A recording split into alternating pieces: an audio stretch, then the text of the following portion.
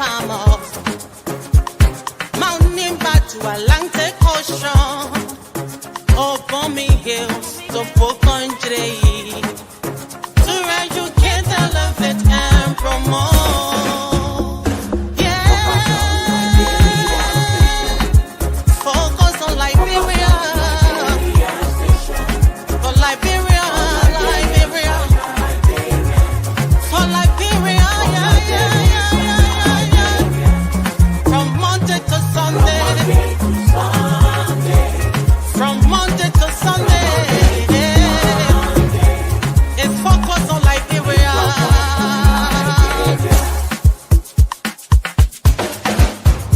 Talk about home affairs,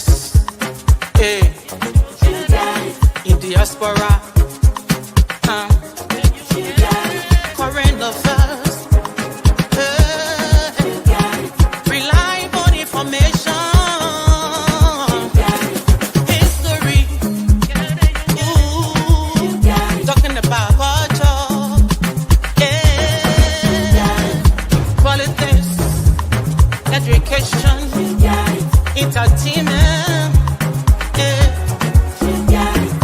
business, sports, advertisement, articulation. Focus on Liberia. Focus on Liberia. Focus on Liberia. From Monday to Sunday. Focus on. Hello, ladies and gentlemen. Welcome to the new edition of On Point. We are the premier Sunday talk show. If you want to get involved, if you want the latest from the best and the brightest, this is where you need to be. We are Sunday's best. You remember back home, way back then, when you were going to church, you wear your best because it's Sunday's best. So this is where we are. If you want to know and want to talk to the best of our folks, analysts, this is where you come. So, ladies and gentlemen, do us a favor, share this show. With me is my co-host, Jimmy Eastman. I got Tao here, and I got Victor Namwe. We are all ready to rock and roll. And we have a guest panelist. His name is L. Vani B. Mame. He will be talking about issues of interest to him, especially the White House visit. We'll talk about those issues. Let me first welcome our guests. I think we have Mr. Abdullah Dukle back here. Is he on? Mr. Eastman, can you bring Mr. Dukle on? Yeah, I don't see his. I can bring him on, but he's not. Doesn't appear to be showing his face. Okay. Well, when he's ready, he will come on. Mommy, are you there? Can you hear me, Mommy? Okay, my man seems to be having some. Yeah, I'm right here. Can you hear me? You read where? I'm right here. I'm just trying to straighten up things, and I'll be showing my face soon. Okay. Dukle, are you there? No, I don't think Dukle there. Okay, Dukle is like he and Aliu Kamara and white guy, they from the old school. They usually come in here upside down or sideways or not PR. So we have to give it to we gotta give Mr. White guy Dukle a little more chance to go out and then come back in. But as we speak, it is a beautiful day here. I'm your host, Jerome Gaiman. I'm in Fort Pierce, Florida. It's 89 degrees outside today. The weather is sunny and beautiful. The breeze is blowing. And I have Mr. Victor Namwe from South Jersey. Mr. Namwe, how it is Southern New Jersey? Listen, it's a balmy 83 degrees here. Actually, I just came from outside. It feels like 89.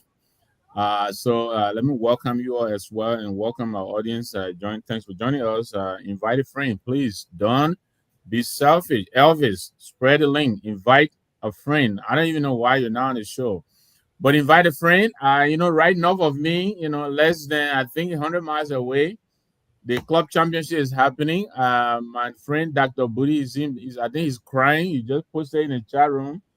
PSG is letting him down. They're down 3-0 to Chelsea. I'm just really kind of flabbergasted. But welcome to the show, and thanks for having me. For those of us who are Le Bleu, Stamford Bridge, Le Bleu, we are the supporters of Chelsea. We told you there's something in the blood. When they say blue blood, it means something. I am watching the game live here. I am streaming the game. I got it. I'm watching it. But this is what we are. We are Le Bleu. Hey, Jimmy Eastman, is my French good? Allez le bleu. Allez le bleu.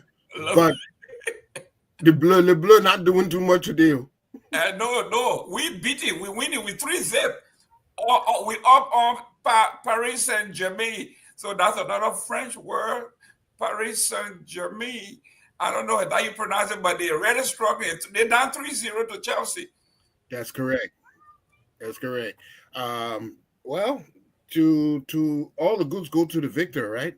So that's right. That's it. Well, Mr. Taiwo. Yes, sir. I'm doing good. Our condolences to the families, all the families in Houston that lost loved ones and children. I mean, all lives are equal, but when we lost children, the future, for me, it hurts me a whole lot when children are involved. There were a lot of children at that youth camp that lost their lives. Yeah, I mean, we woke up to that early that morning, and for some reason, it's been raining just out of nowhere, just in Texas. I'm in Houston, and like the sun would be 90 degrees, and then within 10 minutes, it get clouded, and then it just rained, and everywhere pretty much have water sitting everywhere. So, yeah, and they're still even trying to recover more bodies. There's still people missing that they have not found. So hopefully, they can find those people. But I'm glad to be here this Sunday, and hi to my fellow panelists and then to our viewers. I'm glad to be here to be part of the discussion. Thanks. Okay, for those of us who are Chelsea fans, we say it's not over till it's over. So if you are a Paris Saint-Germain fan, if you are a European fan, you are Italian league fan, you are French league fan, just what is it? Keep hope alive. In my Jesse Jackson word. Mr. Namwe, are you talking to me? I'm trying to give a napkin to Dr. Booty. You know, he's been crying back there. So, but what can I say, young fellow? Dr. Booty, listen, if you are a French league fan, it doesn't look, how does it feel this time around? I know I'm watching, I'm streaming it here. How does it feel that we are playing, you barely get out of your own half? There is that boy called Palmer. He's no joke. Dr. Booty, I know you don't want to talk, but it's all right. My understanding is we're here to talk about Liberia. So when a question is asked about Liberia, okay, so we're talking about Liberia. July 26th is coming. Barrow and IE playing everywhere else. So if you're a Barrow fan, please, if you wear blue, anywhere you wear blue, please. I think Barrow like to wear blue. Do they wear blue? No. Barrow wear white, red or white. But sometimes they wear red, white, and blue. But it's all right. But anyway, July 26th, guys, wherever you are, we want to send our condolences to the Lone Star and the mighty Invisible 11 for the loss of one of the greatest players of all time, Albert Nah. Albert Nah, who doesn't know Albert Nah unless you were born in the 90s? But if you know anything about soccer, Albert Nah, he had several players. They used to call him the Sisters. They used to call him Black Jesus. They used to call him the people's number. Whatever, the guy was just that great for our national team and for IE. And then when he came, he was recruited by Long Island University, and the man was a player of that caliber. They put him on a college team, and he and Sekou Gomez and he dominated the New York sports team. It wasn't fair to bring those professionals and put them on one team. But we have lost a great personality in Abana. Victor Nambe, your thinking, your memory of Abana and the Lone Star or IE? Oh man, one of the greatest. I absolutely agree with you. I mean, all class. The last I met him was in Newark, hanging out there. All class, this is a great loss to the Liberian sports community, and I understand the homegoing will be happening in Newark. I hope I will have a chance, my wife and I to go up there and bid the great man farewell. Yeah, but this is a loss to Liberia. You've already described some of his feats on the football pitch, but may he rest in perfect power. Yes, we're getting a little feedback there. Well, I think Washington has to shut his audio off. He's listening to the show. Oh, who's that? Mr. Mame? Yes. Mr. Mame, please mute. This other guy, let me put him back up. Hold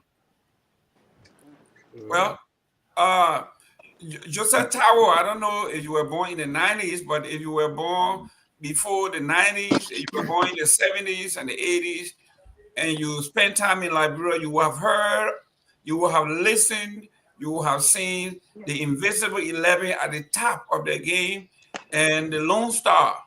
This man they call Albert now. I mean, are you promoting here? We're not here for that. We're talking about sportsmen, and you do what I talk about the young boy. One minute. Could you turn your phone lateral? Turn it horizontal? Yeah. Like this. Lateral. So they can rotate. You are horizontal. Do it like this. Can you hear me? You are muted. You are muted. Can you hear me? Huh? Yeah. You want me to do a lateral? Yeah. Yes. Not you. There you go. All right. But the lady with the finger on the pin as you were telling him, but he didn't want to listen. Listen. Listen, he might be related to Douglas. And I know, right? You come here, you come upside down or the sideways. Yeah, today is my inaugural show, so it's the inaugural show. We gotta give you the cold water. You got it there? There you go. Welcome, Chief. Welcome. Thank you very much. If you were born, I heard about Abana, but I didn't see him. Okay. I heard about him. Like we would be sitting by the radio when I is playing Barrow. We hear that name all through, but I never saw him, and I never watched him play. Wow. Let me go to Honorable Eastman here. We're paying tribute. Few minutes we'll take to pay tribute to a hero, a great guy, a great father, a great husband. It's so happy that they say he passed when July 4th, his daughter had called him several times and we're not getting an answer. And she discovered him, and they say he had been there several days. Just a sad situation. A Liberian hero. Yeah, he was definitely one of Liberia's football icons. His name rang throughout the nation because of his skills. I guess the team was at that time. Sakma Maya was on that team, right? Yeah, the defense minister, and they had an awesome team. What he leaves behind, he leaves a good legacy. He was not just a baller, but he's also a philanthropist, that gave back to the community. He was always very much part of the community. So I think we all feel his loss, and we commend him for leaving us with a legacy that we all can emulate. And that was before we are them came on the scene. They were a little older than we are at Diba, but notwithstanding, those guys left a mark on Liberian football. Absolutely. Honorable Boykai. We are talking about young men that uh, when you talk about that group, to me that would be like the golden generation of soccer in Liberia. You talk about Sakwa Maya, you talk about Abana, you talking about Sekou Gomez. I mean, you name it. All these guys, Solomon Sipley. I mean, Yeah, I agree. the great names. What you remember about the young man and his legacy on Liberian football? You know, I've told you before, I grew up on Gelly Street. And on Gelly Street, there was a gentleman there called Emmett Trinity, who also Yes. played for Invincible 11. Mhm. And so Emmett Trinity was a friend that every player of Invincible 11 congregated to on Gelly Street. And so as a young boy, we used to, they had this thing here where on Sunday they would come and play mini tournament in the graveyard. And Albert Nas, Sensumo, Keke, Karamokaba, and all the guys used to congregate there. But one remarkable thing that I remember of Sensumo, Albert Nas rather, was he was a goal getter. No matter how hard is the game, he always score a goal somehow, somewhere. And really, Liberia has lost a legend. He was a legend, and he made his mark on the soccer scene of Liberia. And my condolences go to his family and his loved ones. He was truly a legend, and both on and off the field. Sometimes we used to be the ball boys. Guys, the kids that stand around the field and throw the balls away. And I remember one time, um, we were being stopped from jumping over the fence, and I managed to jump the fence, but the part of the fence that I got on was where the player was supposed to be coming out from to get on the field. And I remember somebody was sort of trying to get me to go out of the field, and it just so coincided with the players coming on the field. I just latched on uh, this gentleman, and he said, "You let him go. You let him go. You let him go." I still remember that scene. I will never forget that. And so I'm sad to hear that he's passed, but truly he was a legend. Great. Mr. Mame, I don't know if you were old enough to have heard about the great Abana, but in some corners, his goal scoring prowess, they used to call him the goal merchant. Yeah. When they needed a goal, he would come in there, and the guy was just amazing. A man of very few words. When you meet him, he doesn't talk much. Very calm, very collected, very very gentle. Your knowledge or Ali memory, if you heard anything about the great Albert now. Well, thank you very much. Anyway, just by way of introduction, I'm Elvani B. Mame, and this is my inaugural show. And I would like to appreciate all of the panelists, and I would like to appreciate Anthony and his collaborators, including the CEO. However, during those days, we used to hear about him. Unfortunately, we grew up in Bon Mines, and Bon Mines, a concession area. We didn't have the opportunity to go and watch these guys play. We heard the name Abona. There was an Abona in my community. I don't know if that's the exact same Abona that you're talking about, but in our community in Bon Mines, the guy who they call Abona, he used to be a very well-respected player. And we never had the opportunity to go and watch him play national or international matches, but we had good review about him. And if that's the guy, whether it is the guy or not, I would like to say to our former player and our legend, may his soul rest in peace. We know he will be having a better place in heaven. And so we give God the glory that he was able to live a life of example, and a legacy was left behind that we can remember, that even though we were not having the opportunity, we did not have the opportunity to watch him play, but his legacy will live on, and people who remember him will remember him well. So that's why I have to contribute. Great. Dr. Booty, there are several folks, like some of us, when I saw him play several times live, it was in New Jersey when doing the Barrow IE tournament at the height in the 80s. And then when George Weah and you guys came out at the end of the 80s, you couldn't even get ticket to go and see them because the fee would be so packed. But this guy was so genteel because he was a superstar. It never got to his head. He was a regular guy. You need an autograph. He would sign an autograph. He would take pictures with you. You know, your take on his passing. Well, I didn't. Yeah, unfortunately, I didn't know of Mr.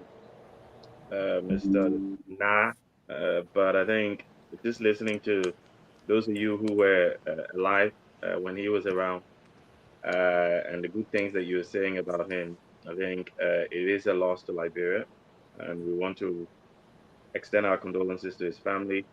It is a sad way, unfortunately, that he went. You know, the fact that he was probably alone and you know, not with his family around him. But yeah, I'm sorry for the family that they've lost him, and I'm sure all of you who knew him, I'm also sorry for your loss as well. Excellent, excellent. We will close on this topic, but there's something about our African lifestyle where even in our old ages, we are surrounded by extended families.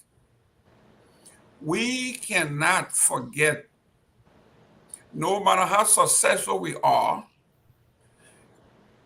you got to have someone. You have to surround yourself with folks. It is not only culturally sound, but it is good for the community, it's good for our society, it's good for our culture. Mr. Mame, let's close on this 1 minute from you. The importance of an extended family, even when your children have grown. Okay, thank you very much. You know, I grew up in a close-knitted family, and we were taught several principles. Say family first. Not only that, my father told me that old age is very expensive. And so in our African culture and tradition, usually when a man reaches a certain age, they encourage you to marry. They're not necessarily telling you to marry because you got a lot of money, but because having a companionship will assist you during your old age. And in our tradition, I mean, in our culture, in our society, most of the time, I don't know for what reason, the male will leave before the male will leave before the female.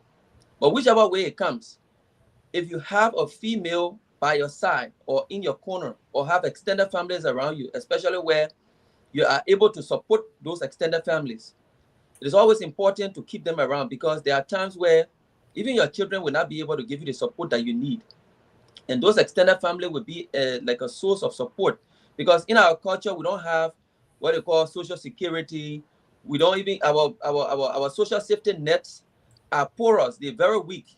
And so because of that, we rely on extended families.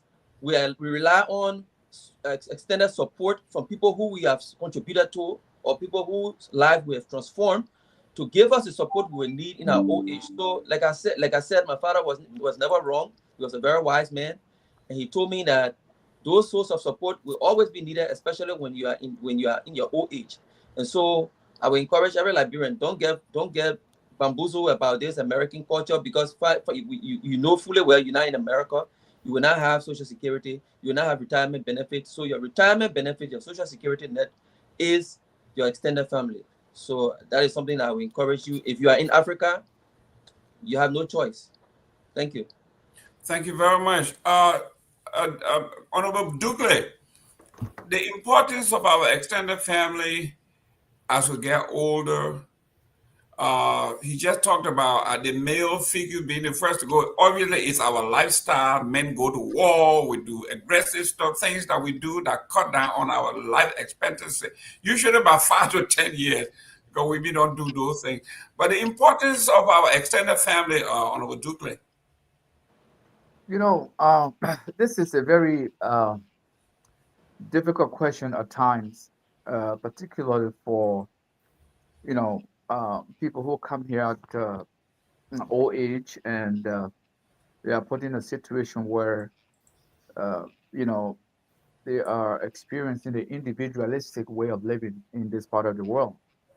And so part of what I um, in my professional life, I'm a family therapist, and one of the things that we emphasize on is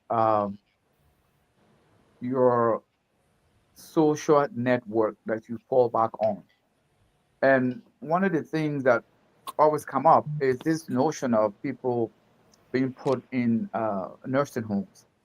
And I know, usually when I'm confronted with that question, uh, people are usually worried as to what happens to them. And what we tell them, or what I tell them usually is, while you are able, you create the environment that will allow you to fall back on in times of need. Because you see, the generational gap that exists also play a role in some of the difficulties the older people face when they age in this part of the world. So, usually we try to orientate them about things that you need to do to stay connected to your family. And one of the example that we use is that, particularly in our setting here in where we are, we seldomly see certain group of people in the nursing homes, and we use the Chinese as an example. How the Chinese always like their elders to stay with them, because the Chinese have a tradition where they say, we took care of you when you were young, you take care of us as we age. And so uh, the individualistic way of living is one that we are not used to. We live in a communal environment and we live a communal life. And so we also tell them that we want to see this communal life reflected even at our old age. And so,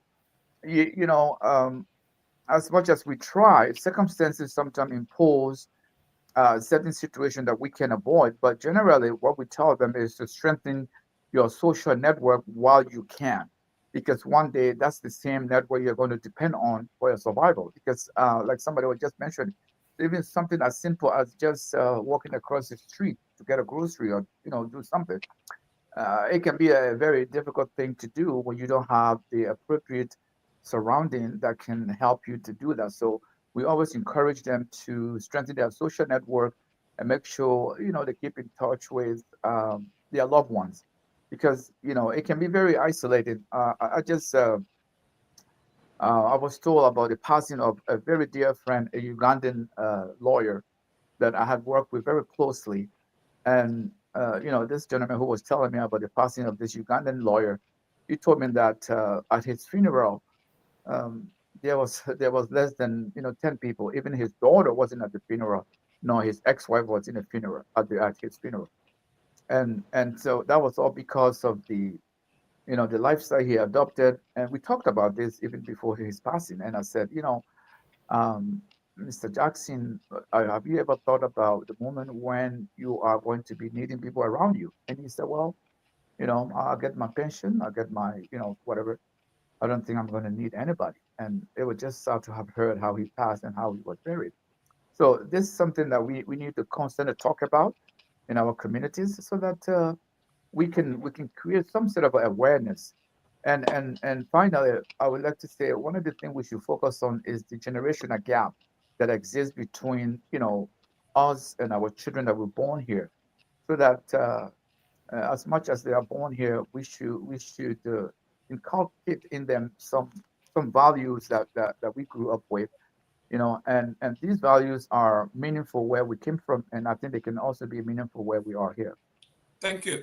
Mr. Nambe, for a gentleman who was internationally and national renowned, when Abana shows up on the soccer field, the whole stadium goes wild. Everywhere he goes, he's an attraction. Man who was famous to be found lonely. I mean, we are all headed that way, because I got 4 kids. After they all went to college and got on their own, it was just me and my wife in this big house here. And then it dawned upon us that we need families around. Yeah, those of us African, the extended family, it can be, there are pros and cons. It can be a good support system, just as my brother Dewey has indicated. And there's a lot of blessings that come with it. It can also be a drag because there's so many needs to address. But yes, as we're getting older, it may not be really wise to isolate yourself, because um, your functionality begins to be limited as you grow older. Your functionality is reduced. There are things you used to do quickly and easily that begin to become difficult to do. And so it's always good to have someone around. It's very unfortunate that like I said, he was a very he's a public guy, but a very private guy. He was if you walk in a Sydney and Albert is there and nobody tells you who he is, you never know. You never know who he was. So he was a very private guy, but I wish he had not isolated himself to the extent where he had to be found. That's really so. I guess that's lesson learned here for all of us. As you're aging, you got to always make sure. And it was thankfully the daughter was able to check on him, even though I think 2 days later or so. Maybe if there was some family member around, maybe it was in some emergency, some kind of crisis, they probably would have called 911 or something like that. Even though now technology is trying to address all of those concerns, but yeah, the extended family, it has its pros and cons. This is one of those times when an extended family member would have been very, very helpful, in my opinion. Although I don't know the circumstances. Mr. Tao, you are one of those I've always talked about our tradition, our culture. As we are around here, we are all over 30, I want to believe. These are the conversations we need to be having. The American men call it end of life conversation. When you go to a funeral, you don't go to a funeral for the dead. You go there. It's a reminder of yourself as to our demise, the end of our role.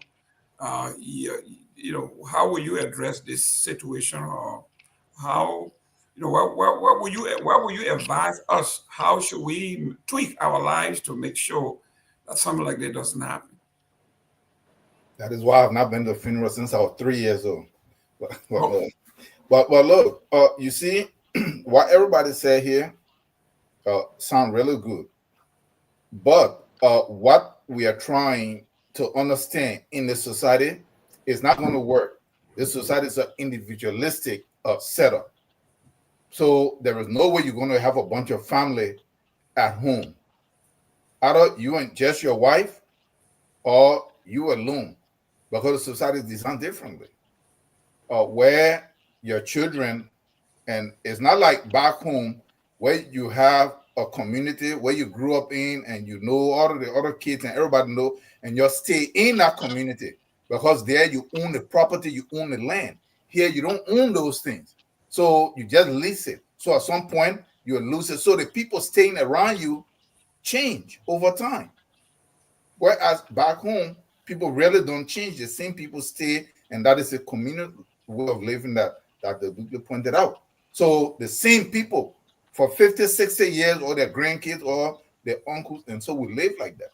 So it's going to be very difficult for us to be able to implement that here. At some point, we're going to find ourselves alone because it's an era where everybody leave and they go get their own stuff because you don't own the land that is next door for you to tell your son, hey, build your own house over there. Or your nephew, hey, look, take the backyard, build your own house over there. Or you tell your grandkids, come and stay here. Everybody are told that they have to move out to go find their own way. So why it sounds good, it cannot be implemented here. So unless it got to be implemented back home, where the properties are actually owned for generations. Thank you. Dr. Booty, you close, no, Jimmy going to close it out, but how should we look at end of life for us in the West?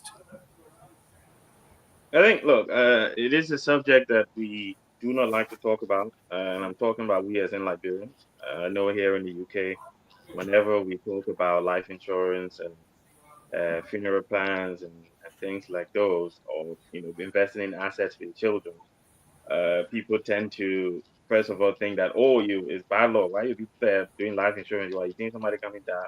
But look, nobody knows the time that they'll go, and it's better to be prepared than to go and then your family have to struggle. I think in terms of Mr. Na, I think I would stop short of maybe criticizing the children because we don't know what the situation was.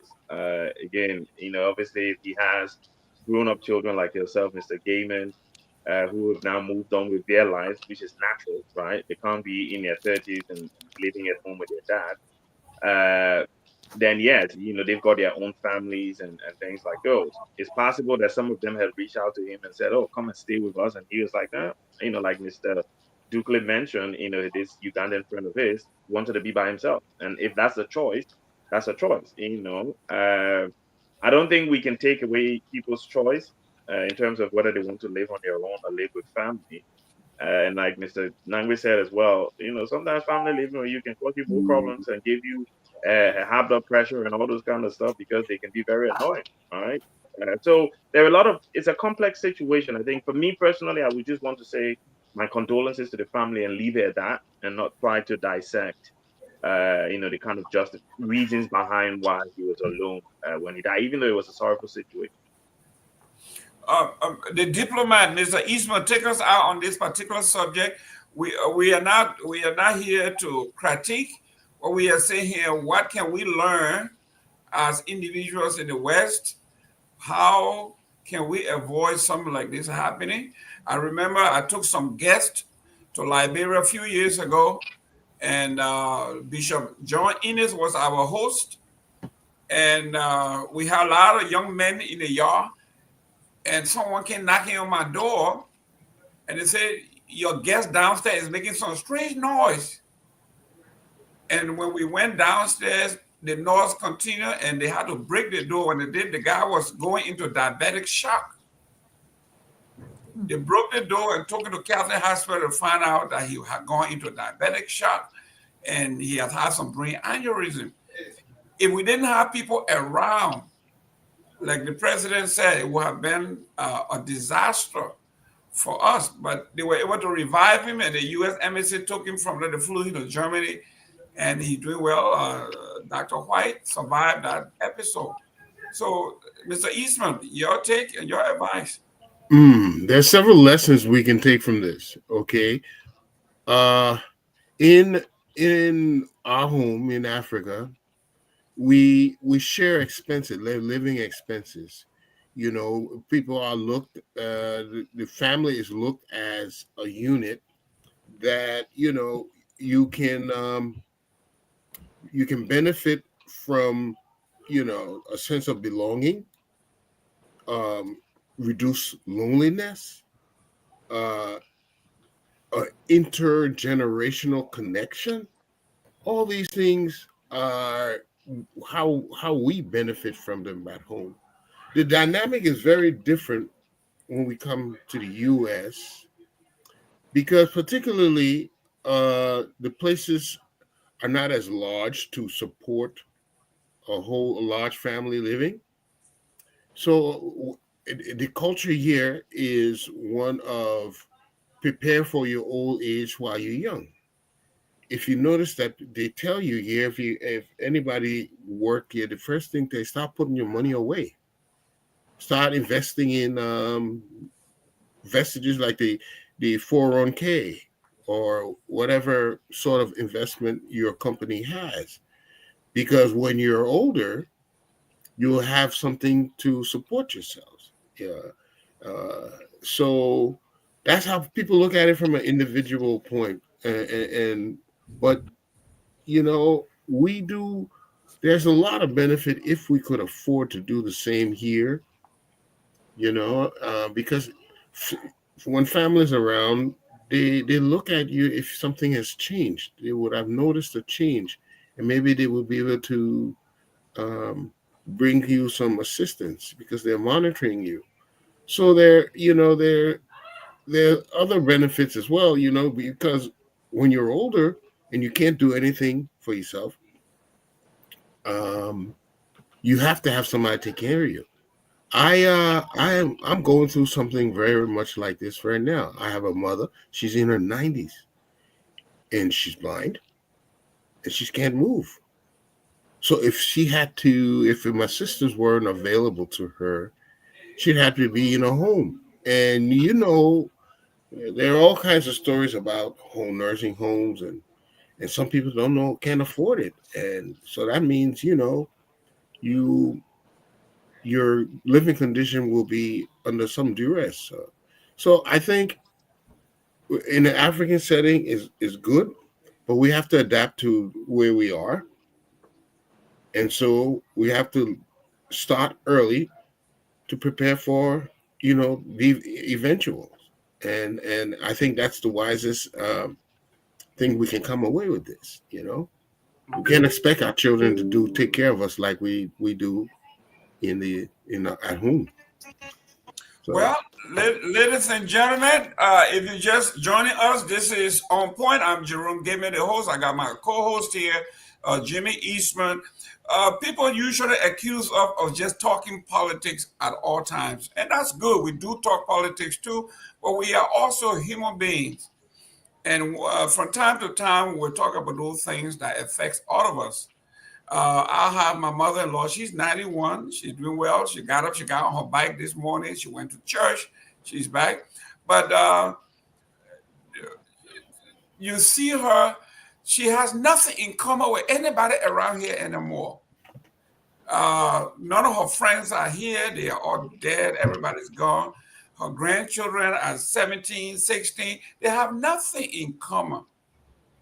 That's the downside to living long.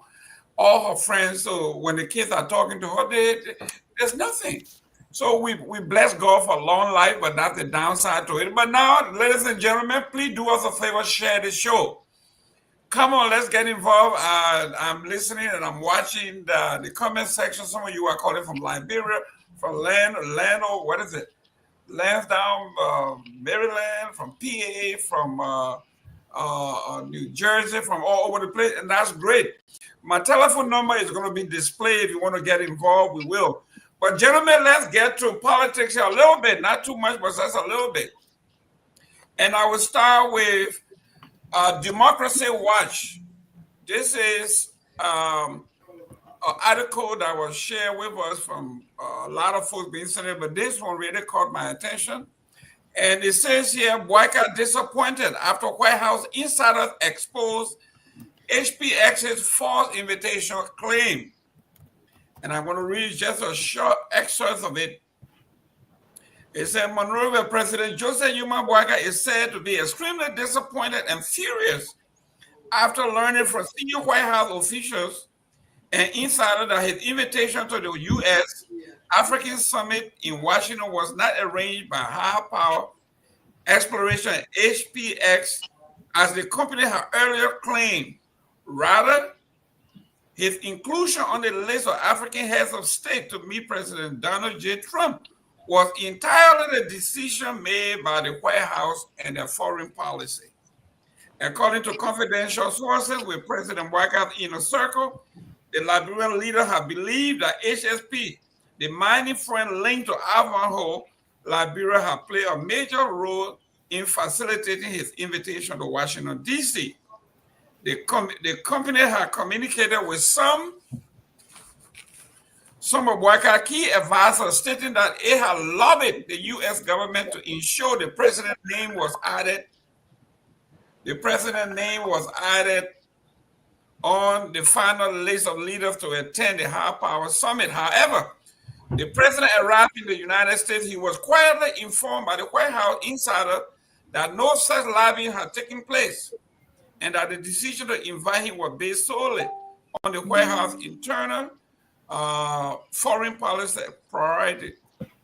And it went on to say a lot about the contract that was signed. The contract had no clause whatsoever. Zero. No clause that benefited Liberian people. It did not have any clause that says about employment, about wages, about the infrastructure development, about anything that has to do with Liberia. It was a carte blanche form that was signed by the Liberian government. Mr. Nambe, this is something that you have read as well and forwarded this to me, and about 3 or 4 other persons have forwarded. Your take on this? Yeah, I mean, I read this article. I was kind of blown away by the revelation in there. Um, Ivanhoe Atlantic is a private entity. Um, I mean, we heard of all of the movement on Capitol Hill prior to the president coming to the U.S. Ever since the news of the invitation broke. We saw a flurry of activities from HPX, formerly, HPS, Ivanhoe, formerly HPX. They were issuing statements left and right all over the place. They were essentially the public relations arm of the government of Liberia. Through this guy, Mansai Bellows, who I understand is of a Lebanese origin, but American all the same, who has represented the U.S. government several capacities, and I think is now a senior advisor to the President Trump. His son is also married to the president's daughter. He put out a lot of information on the president trip and all of that. But yeah, going back on it now, it's interesting to see why there wasn't much coming from the government. Almost everything we heard about this trip was coming from Ivanhoe, Atlantic, which obviously has an interest in doing business in Liberia. And so tell that, their involvement in this thing was pretty biased in their favor, promoting all these pieces of information here and there, which eventually we heard led to the president signing some kind of document with them, $1.8 billion to the exclusion of the press. That was reported in our local, and so the white flags have been going up. But what is of interest to me is that we also read that the foreign minister had been pretty much busy behind the scenes, meeting with responsible authorities in government and laying the groundwork for this trip. So I'm waiting to see what the reaction is going to be to this article. But just the definite silence on from the president, the government, and the United Party on this trip, I would venture to say what the article is important until they can come out and prove the article wrong. It looks like what they're reporting is quite true, that this president was not invited to the White House because of anything to do with HPX. The White House invited him for an entirely different reason. They want to tap into our minerals, which are strategic interest to them, and that was all. And so I understand the president was very disappointed because he really felt the HPS people were involved in this. And so I think his concern is mostly due to the level of deception that accompanied this trip. But more than that, even if he's upset, then what is it that he thought he was coming for? I mean, the HPS agreement, we haven't seen anything in it. He hasn't told us anything about it. We are upset as well. If you think he's upset, he should come and ask us. We are upset. His people are not telling us anything. They're writing on our resources. We have a right to know what they're doing. It's not perfect. I can understand national security and all of that, but they owe us a certain amount of information and explanation. They come and travel all over the place. They go home and they sit down, they go and eat their dumbo and sit down. This is part of the problem with this government. They feel entitled. They feel we shouldn't question them. They can do whatever they wish. And I think it's wrong. So we're going to believe what these people are reporting until they tell us otherwise. And it's a shame. Mhm.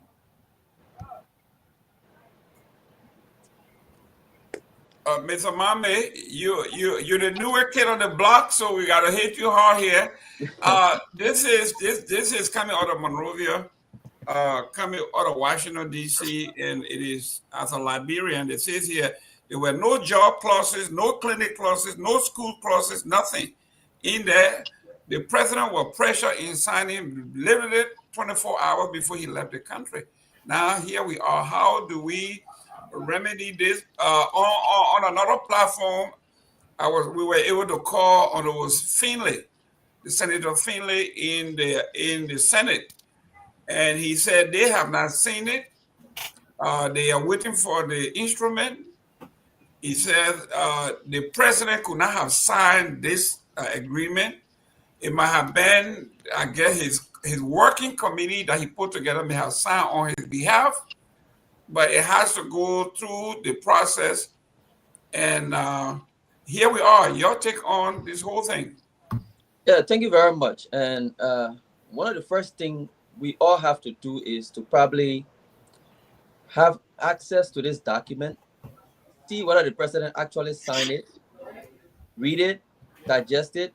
But hypothetically, let's just say he signed it, because I'm told that 24 hours before he left, a document was signed and it was announced by the US Embassy or whoever announced it, not Yes. coming from the government. Yeah, the U.S. Embassy did. Yeah. So if that was the case, my brother, the red flags are all over the place. The writings are on the wall. We have been duped again. This is another squandered opportunity. This is another mortgaging of our resources. This is another sign of incompetence on the part of our leadership that claim to have been the most educated, the most competent government in our republic. You see, so if our president Nicodemously went and signed a document, hoping that we will go to the White House and get some, favorable deals. The fact of the matter is, we lose in this particular gamble. It was a gamble. He was hoping Guys, by signing that particular excuse me, guys, can everybody mute while he's talking? I'm hearing something in the back. Yeah, go ahead, Chief. Continue. Yeah. So the timing alone, just the timing tells you that something Nicodemus was happening. That the president will Nicodemously sign this document on a Sunday. Of course, there's no law that says you cannot sign a document on Sunday, but we know Sunday is not a working holiday. Sunday is a holiday for the government that everybody go home and do what they have to do. But then there was the day that the president was signing sensitive document of such nature. Now we come to find out the document does not have anything in it for the Liberian people. Remember, this is a government, or this is a vice president that sat down and monitored 66 bogus concession. Didn't learn anything from it. Came back to rob us again, to let concession go under his eyes. I mean, we all know that it's just frustrating for me, because in my generation, I call myself wartime generation. All of us who were born during the war or just before the war, we continue to experience the squandering of our opportunities by not only this government, but also succeeding governments. And so I would just say that we were robbed again. Another opportunity was squandered. And I don't know what long-hairing hand was behind that deception, but the president was deceived to believe that by signing that document, you're going to go to the US and get favorable deals from Donald Trump. But one thing I want to bring to your attention is the secrecy of this government. By right, the White House send you an invitation. Something in that invitation should explain to you the purpose of the meeting. Up to now, we don't even know what was the purpose of the meeting. Everybody's still guessing. Whether it was a mineral agreement we went to sign, whether it was for them to send deportees to Liberia, whether it was just for President Trump to showboat or to display his own way of Africa-America summit, because they got the Russia-Africa summit, they got the China-Africa summit, India-Africa summit coming, all the different summits. Trump was trying to show strength that maybe, in Africa too, I guess, nobody knows what was the pure intent of this particular meeting. But again, our president went and mortgaged our resources, our agreement, our concession, and at the end of the day, I can guarantee you, it will be the same squandered opportunity. Thank you. Honorable Ducle, this coming to America thing, it seems to be, I think it was PLO that said, and I'm going to say this, there might have been 1,000 times I'm saying this, and it looks like the guy is some prophet. He says when the African leader gets elected by his people or her people, he doesn't thank his people. He sits around in some room until he gets a call from Washington, D.C., or London, or Paris. Then he goes and says, ladies and gentlemen, the President of the United States just called to congratulate me, and people cry, hey, as though that his people that elected him means absolutely nothing. So here we are, President Walker's anxiousness to just be validated by the White House. Somebody duped him, came, and the whole thing has become a joke. Everywhere you go, there are memes, there everything. People are just. Your take on this whole thing, Mr. Dukley? You know, Mr. Eastman, I also read the article, and I see this in two ways. I remember on this particular platform when we first heard of the visit of President Walker to the White House. I said something, and I still stand by that comment I made, which was I said no matter what happened, this visit is not going to be void of the ongoing geopolitical reality of Africa, a geopolitical situation that China is waning on the African continent. China is now outplaying the Europeans. And so it has created some concern in Washington. And Washington has tried in other places and they have failed miserably. And what comes to mind on that failure is what happened in Uganda, where a tech company wanted to sign a deal in Uganda where the Ugandan government was going to turn over their data sources and their connectivity to an American company in return of, for I don't know how many $1 billion investment in Uganda. But one of the conditionalities attached to that deal was that Uganda should get rid of Huawei and other Chinese tech companies that are in Uganda. And the Uganda government flatly told the United States government and the company that no, they are not going to mortgage the future of Uganda. And Uganda flat out ruled out the deal. And so that's one of the examples of the geopolitical fight that is going on in the continent. And I'm sorry to say this, but let me tell you, we talk about inept government. The current United States government is very ineffective in many ways. And the United States head of president, who is Donald Trump, he has normalized mediocrity. He has violated all the diplomatic norms and all the diplomatic protocols that people observe. And so this HPS deal that was signed before President Walker, it just speaks to how our inability to sort of do our due diligence before we enter into these concessions is just clear. And it also speaks to our weak diplomacy, our weak diplomats that are not up to the task. Because we are in the 21st century. If I don't know if this is Brother Mani was saying, how can you be invited as a head of state to a White House summit and you can't even publish this invitation so the people in your country knows that you are going to the White House for XYZ? And it's also foolish for the Liberian government to think that this invitation is something that is going to yield some kind of a investment. No, the United States is trying to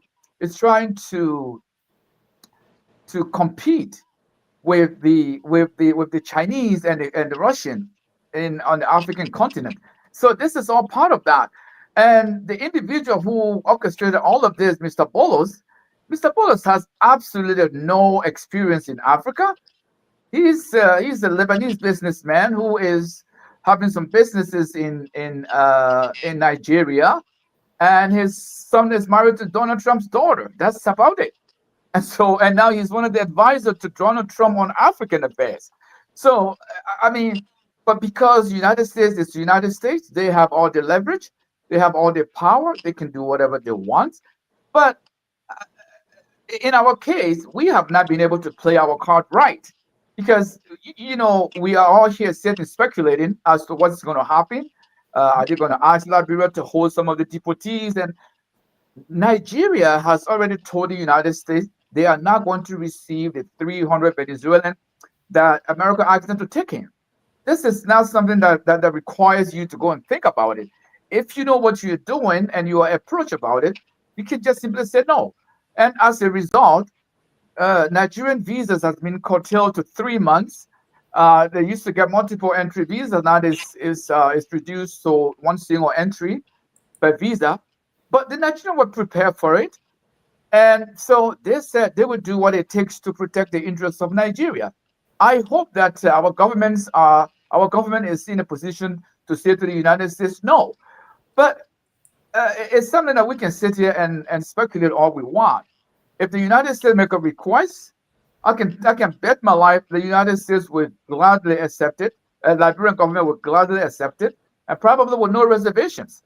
So the two dynamic that I see here is the inability of our diplomats to be effective in their job because of the kind of individuals we have conducting our foreign policy, and the ineptness of our government, of the Unity Party government. I mean, what was the due diligence that they do to come to the conclusion of this deal before the president had to travel to the United States? I mean, haven't we been here before when Ellen Johnson Sirleaf was in power? Haven't we been here before? And all these companies would just pop up from nowhere and come to Liberia and put in some bogus memorandum, and we fall for it because it's from the United States. Not everything that glitters is gold. So we need to do our due diligence. We need to be careful, and we need to properly vet these companies that are coming for our concessions. Thank you. I mean, we're not mortgaging the future of Liberia here. Thank you. Mr. Taiwo, I hate to go to you because the government keep vindicating you. Every time you accuse them, we were laughing at you, everybody was beating up on you. But it looks like you are just a winner. You keep winning. You keep winning, my man. What's going on? What did your Uncle Bwaka do here now? Okay. So in the first place, I don't even know why we are seeing it as a big deal. Somebody draw up a prescription for you that's meant to keep you in chains, that meant to keep you controlled. You follow that prescription, they lay out the rules for you on how you should govern yourself, how you should conduct commerce. You follow all of this stuff. So they're calling the shots. What different? What's any of us that on this platform and here in the diaspora? What would they have done differently? This is the same thing I say here, and I'm beat down and I'm called all kinds of names. That even some people on this platform that listen to the show have spoken to people that I actually know. That this type of man here, you just be there messing with America. They will deal with him here, and that is the problem. When the problem that we have when we're trying to point at the root cause where the thing is coming from, I was told here on the show when we are talking about Liberia's interest and how we should proceed with stuff. Evan Morris was on the show here last week and told me that America's interest should supersede Liberia's interest and well-being. And he started telling me that I pledge allegiance to America, and I said, how do you even know that I'm a U.S. citizen? You are making an assumption. So I just want to say, if he's listening, and to all of us here, if we come on this show, we'll come to talk about Africa and Liberia's well-being and our position in the world. America's interest takes second place. And if we want to speak for America and champion for America's interest at our own detriment, this is not the show. You should go to CNN, you should go to Fox, you should go to all MSNBC. That's where we should go. But look, Bwaka did what just about every one of us here will do. If we can sit on these shows, if we can even speak freely and point out the traps and stuff that are set that when it's stated, everybody's zipped up. And we are just giving opinions and we are just giving our views. What more if we are in a position to actually determine policies that will get in the way of America's interest? Do we have the guts to even do that? No. So the same fear that most of us express on the show and here in the US is the same fear that Boaka didn't have. So any of us here would have probably done worse. Thank you. Let me Before you go, let me remind our friend. Let him land. Let him land. Go ahead. Go I ahead. thought you did. I'm sorry. Taiwo, go ahead. Taiwo, go ahead. Yeah, but this is what I would say. You see a company that come into your country that while in the middle of her concession changing name, it's changing name already. I've been in business for a long time. Name changing, there was a lot of crook stuff attached to it most of the time.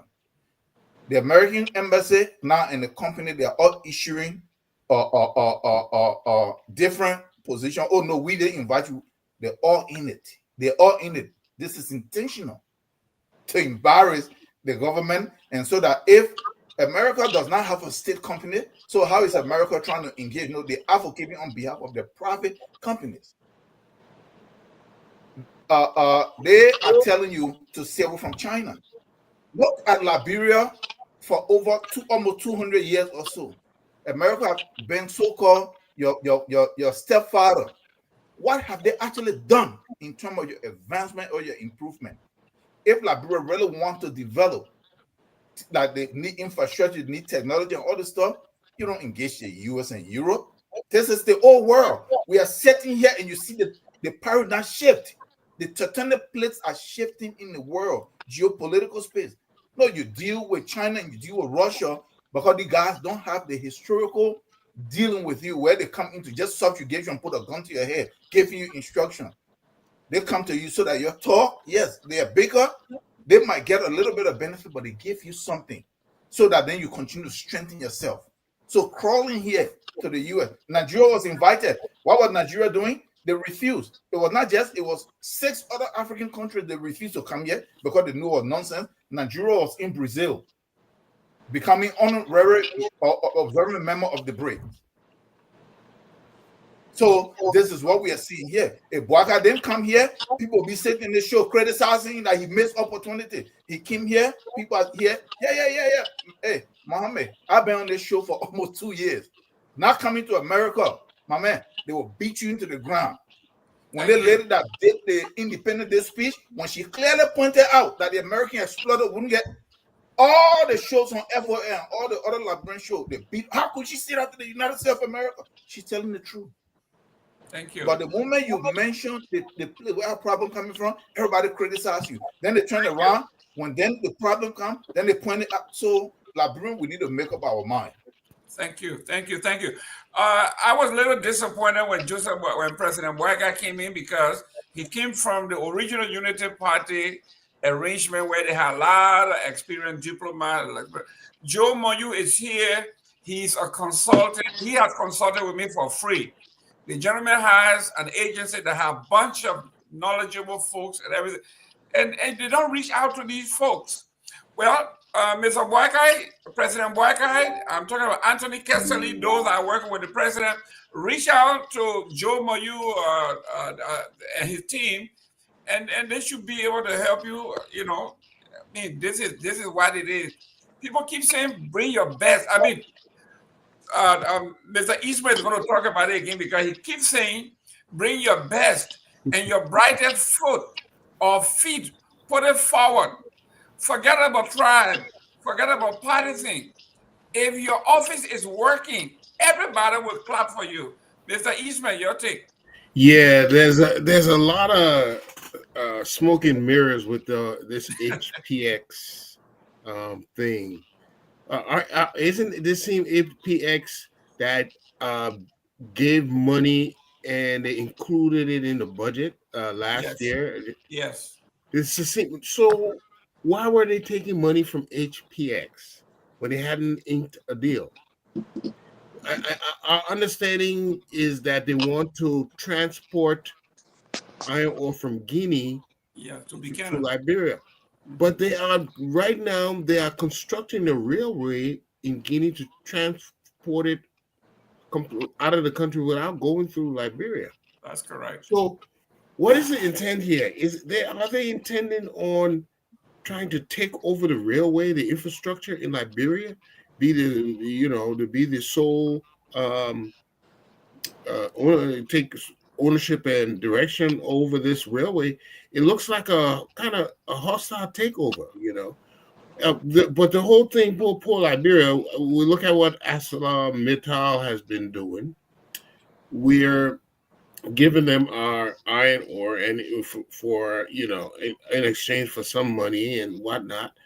Again, these things are being transported directly out of the country. It's not going through various stages of production. What we call value added. And I always question, well, why do we sign these deals? It is true that we're cash strapped. We need money, but the way we go about getting the money will put us in future jeopardy. So why are we continually signing these deals? You want to say it's the leadership? Is it, or would there was talk about 66 bogus deals signed under the Ellen Johnson administration?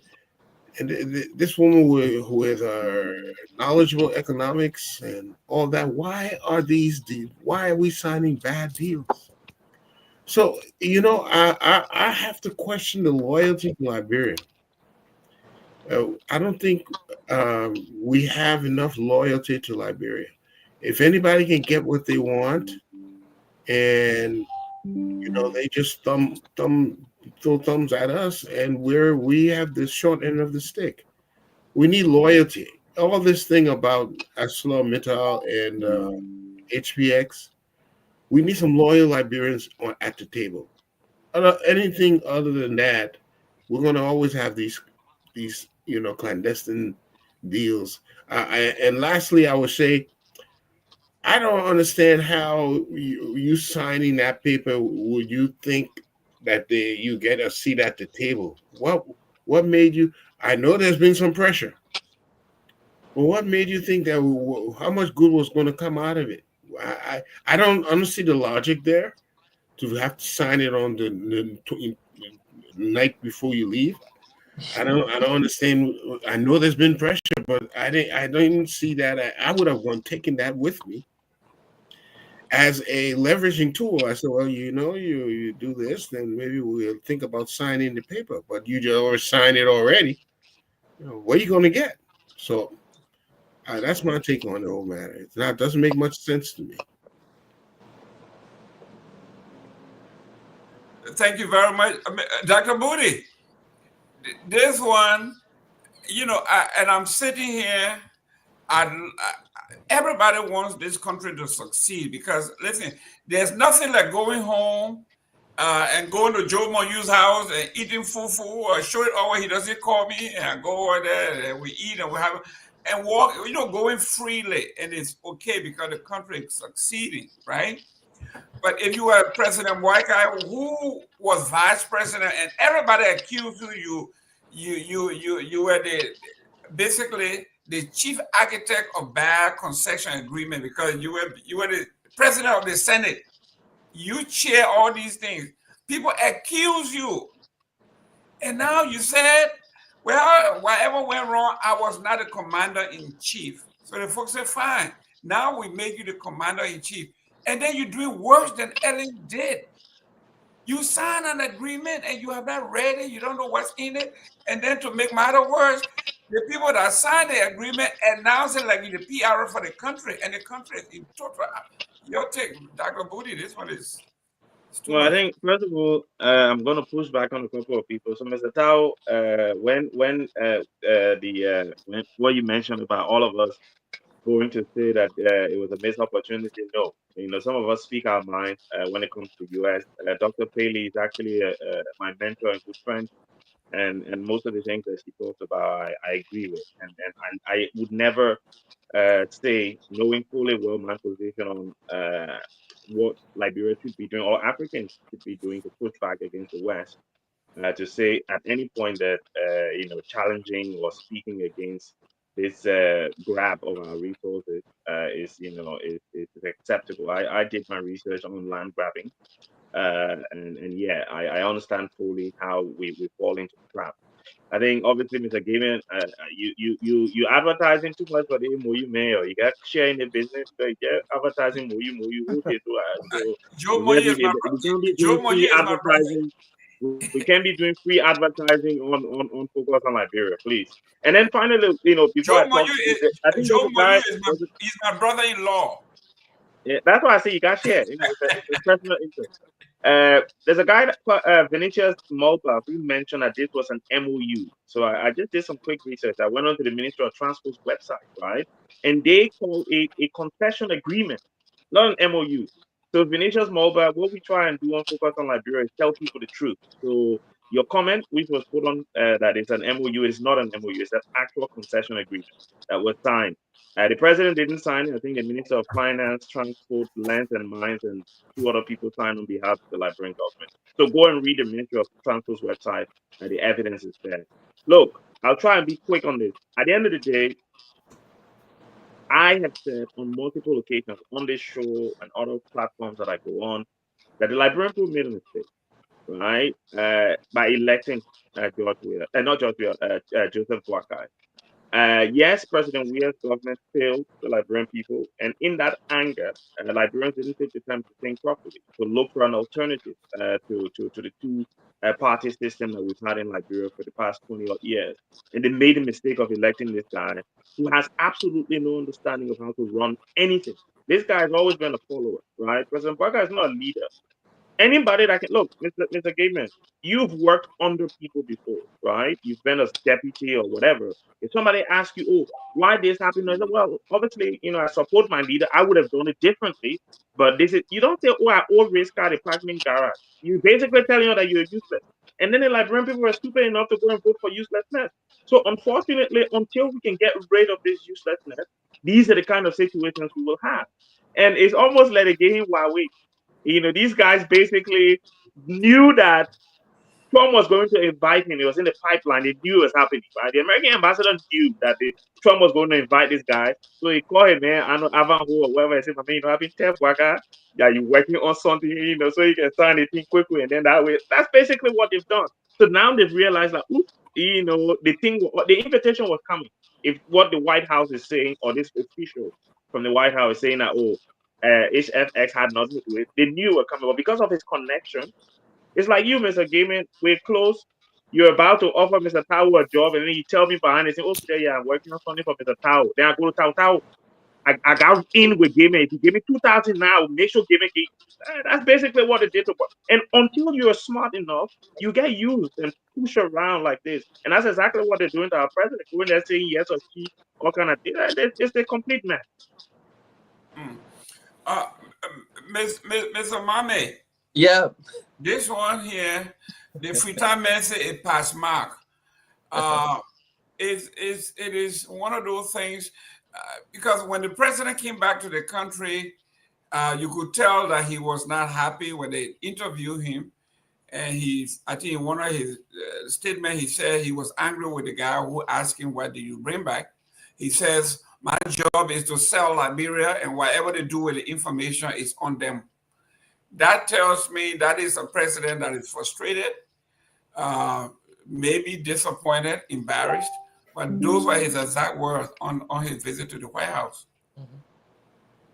Yeah, so let me just be honest with you. This guy who just spoke, sorry if I call you guy, but you took a lot of words out of my mouth. Number one, he said they gave him Huawei. True, 100% I agree with you. The second thing is a lot of people agree with me that there's a lot of incompetence shown in this leadership, and we should have known. And for me, I predicted it. This man has no history of any struggle. He's not a writer. He's not written anything for our generation to read. He has not taken any struggle for us to see. He has not led any kind of institution for us to be able to say, oh, it was a viable institution. This, like, he has just been a follower. You understand? So I knew for sure that this man wasn't going to provide the leadership that Liberians are yearning for. We need a fighter. We need somebody with senses, at least some modicum of sense in their mind to know exactly if something is smelling rotten, they will know by the smell. They don't have to put it in their mouth before they know. This man was duped. Our resources or our concession was squandered. Our opportunity was everything was mortgaged again. And not to say that he couldn't have known, he should have known, because he does have lobbyists in the United States. If every government has lobbyists. So if you got a lobbyist in the United States, how come you didn't know that an invitation was coming your way? So if you're paying those lobbyists and they're not telling you that invitation is coming your way, then what's the need of paying them? You understand? So there's two things happening. This president, there was a pay for play. They gave him the impression that if he signed this concession, you're going to get favorable deal from the United States. That was a pay for play. So say he didn't get it. I think there should be a comprehensive audit in this HPX deal, in this HPS agreement. That's the only way the Liberian people will know exactly all of the what we call kuku jumuku that is inside this agreement. If we cannot do a comprehensive audit of this particular thing, we will realize in the future that exactly this particular concession was mortgaged or our opportunity was squandered. And we will continue to let these things slide. Our generation that were a victim of the war, a victim of economic violence, will continue to suffer, and some all will go back to heaven without enjoying the benefit of the country that is less than 5 million people with so much vast resources, and we'll go back to heaven crying in our graves that we didn't enjoy the benefit of the resources that God gave us. Thank you. Thank you. Let's go to no, America. Now we can start with the second one. I know he this particular one came from him. So let's go to the front pages of the Liberia Investigator. They are reporting from the World Bank. They're struggling with public service delivery. The World Bank has warned that Liberia and its regional peers are failing their citizens on essential services, urging sweeping reform to rebuild public trust and rescue crumbling institutions across Sub-Saharan Africa. And I'll read a few paragraphs here. It says here, Monrovia, our trust on political leadership continue to decline across Sub-Saharan Africa. The World Bank is urging governments in the region to urgently reform public service delivery systems and rebuild citizens' confidence. The appeal was made in the bank's latest country policy and institutional assessment report launched Wednesday in Monrovia. While the report did not single out any country in particular for criticism, the World Bank finding points to a widespread failure, including Liberia, to meet the basic needs of their citizens. Liberia, which hosted the regional launch, is cited by data from other institutions are facing severe service delivery shortfalls in areas such as electricity, education, healthcare, water access, and administrative governance. So here we are, ladies and gentlemen. I know people say you guys just criticize the government, but if these data-driven things come out, put up by the World Bank and the folks that are funding us, we have to discuss it. Mr. Namwe, according to the World Bank report that was launched on Wednesday, Liberia have failed in all of these areas, and they are asking that they have to do something drastic to be transformational. They have failed in education, healthcare, electricity, water, basic water for the citizens. Yeah, I mean, we've been sounding this now for almost 18 months. The report is only reiterating what we already knew. And I think this current president knew about these statistics. This is why he claimed to have been the rescue train conductor. They came to rescue us. The conditions in our country are dire, and we already knew that, and they know that. This is why we don't understand, why it's taking them so long. You know, the report is reporting that 33% of Liberians have access to electricity. That's a whopping 67% of Liberians who don't have access to electricity. Do you know what comes with electricity? And not just putting a light bulb on. You know, you're talking about preserving your food. You're talking about, using the light for your children to study. You're talking about, a lot of things that electricity brings. I'm not even talking about commerce and industry. So 67% of people are living out of the reach of electricity. 85,000 young kids are out of school. 85,000. And I would dare to say that I think that report is being very conservative. We all go to Morocco. All these little kids that running behind the cars selling, fry planting or or coke. Yes, when they should be in school, And so I don't know what to say. I mean, the report is really reminding us of something that we already know, and this team came to rescue us. Sadly, so that I don't see any urgency on their part to rescue us. And let me remind Mr. Manju Joe, who's calling for a specialist to advise and help the president vet contracts. Well, we have a bunch of specialists, not just one. We have the CCPP. That's what they're there for. They're bypassing that, and they're sending Mamaka Ability and other people to go and play the CCPP. They have the investment commission. This president has remedy. They're just refusing to acknowledge and utilize what is available to them. And we also have one here. He's resident here. His name is Sam Wallow. Maybe you need to call him to come and talk to us. He's okay. We haven't heard from him lately. But let him come and explain to us what is it that HPS is offering, because he's been touting the contract here from the time FOL was founded. And here we are. These people are fair more people. They got nothing. They're just lying. They're misrepresenting. They're not what they say they are. They came from HPS to Ivanhoe, whatever. They're tying our heads in the bag, and this president seems to have fallen for it. He's expressing disappointment. Disappointment with whom? He should be disappointed and upset with himself. With all the experience he brought in government, he doesn't understand to scrutinize the paper before you put your signature on it, to do your background check before you pitch, your log with a company. 11 Monrovia, not knowing who was inviting him to the White House. I don't believe it. I think this is just an attempt, to find a way out, find a scapegoat. But let me extend my sympathies to Fixed Electronics here. One of our regulars is reporting when Jimmy was talking about his mother-in-law and you, Jerome. You said his mother-in-law passed a couple of years back. Yeah, so deepest sympathies to you, my friend, for the loss of your mother. But yeah, I'll pass it back to you guys. Yeah, Mr. Douglas, real quick here. We are not talking from just from the top of our head here. The World Bank said they presented data, right, from other institutions as facing severe service delivery shortfalls. And in the Liberia case, they need electricity, education, healthcare, water access, and basic administrative governance. Can you imagine administrative governance? Your take, Mr. Douglas.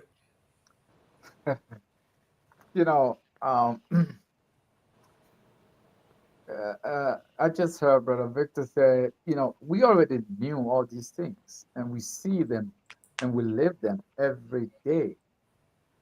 So, I mean, for some of us who are close observers of the politics of Liberia, we are not surprised by this. And I mean, I used to say, I don't even think the Ministry of Education of Liberia knows how many public schools there are in Liberia. That's how bad they are. So I mean,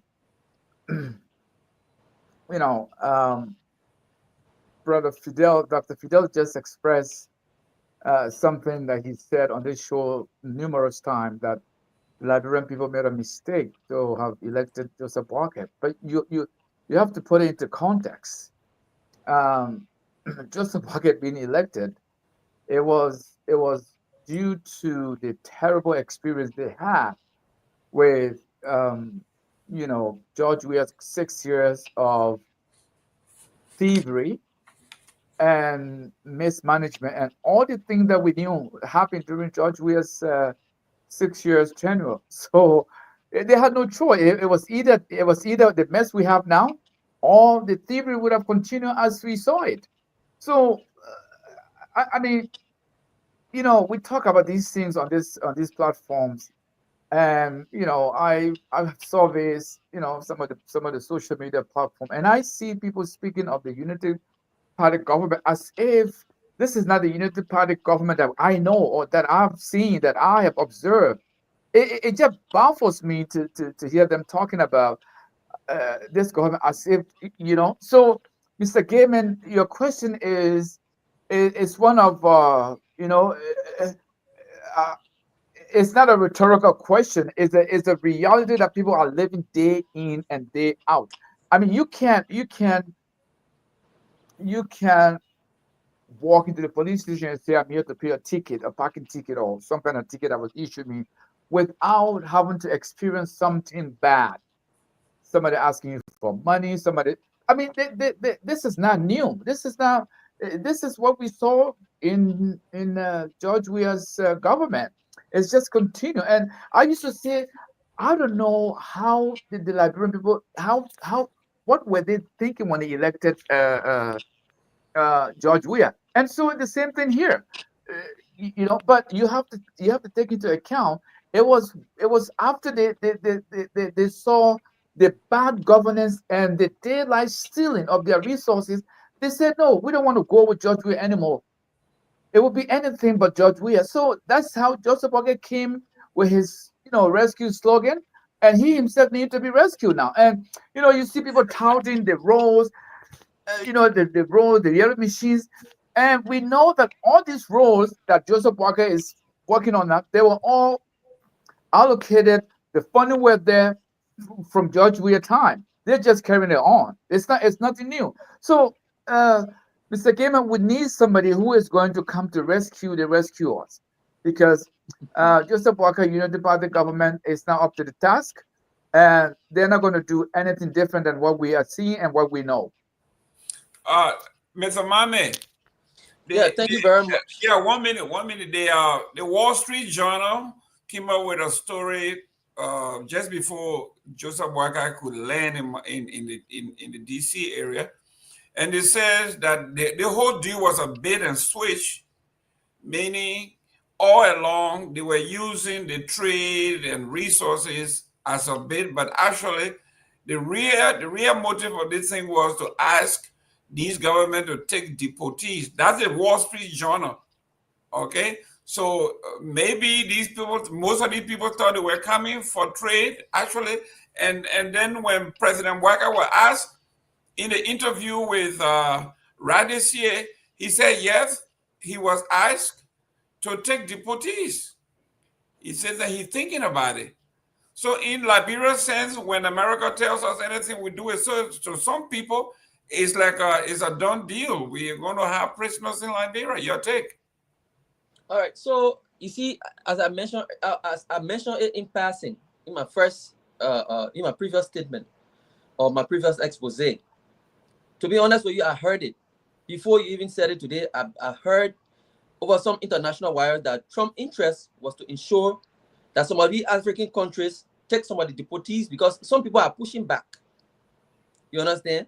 So because of that, he needs countries that he can easily work with to receive some of his deportees, which in fact, some of them not even from Liberia, because some of the deportees, they are ending up in countries that they didn't previously come from.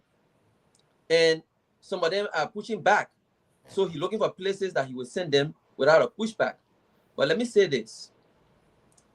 When it comes to the delivery of basic social services, or the under delivery or the underperformance in terms of delivery of our basic social services like water, like sanitation, electricity, what have you, we already knew that these things were reality. In fact, in my estimation, those people are conservative. If those people are factual, they will go. If they go beyond, they go actually do real, serious research.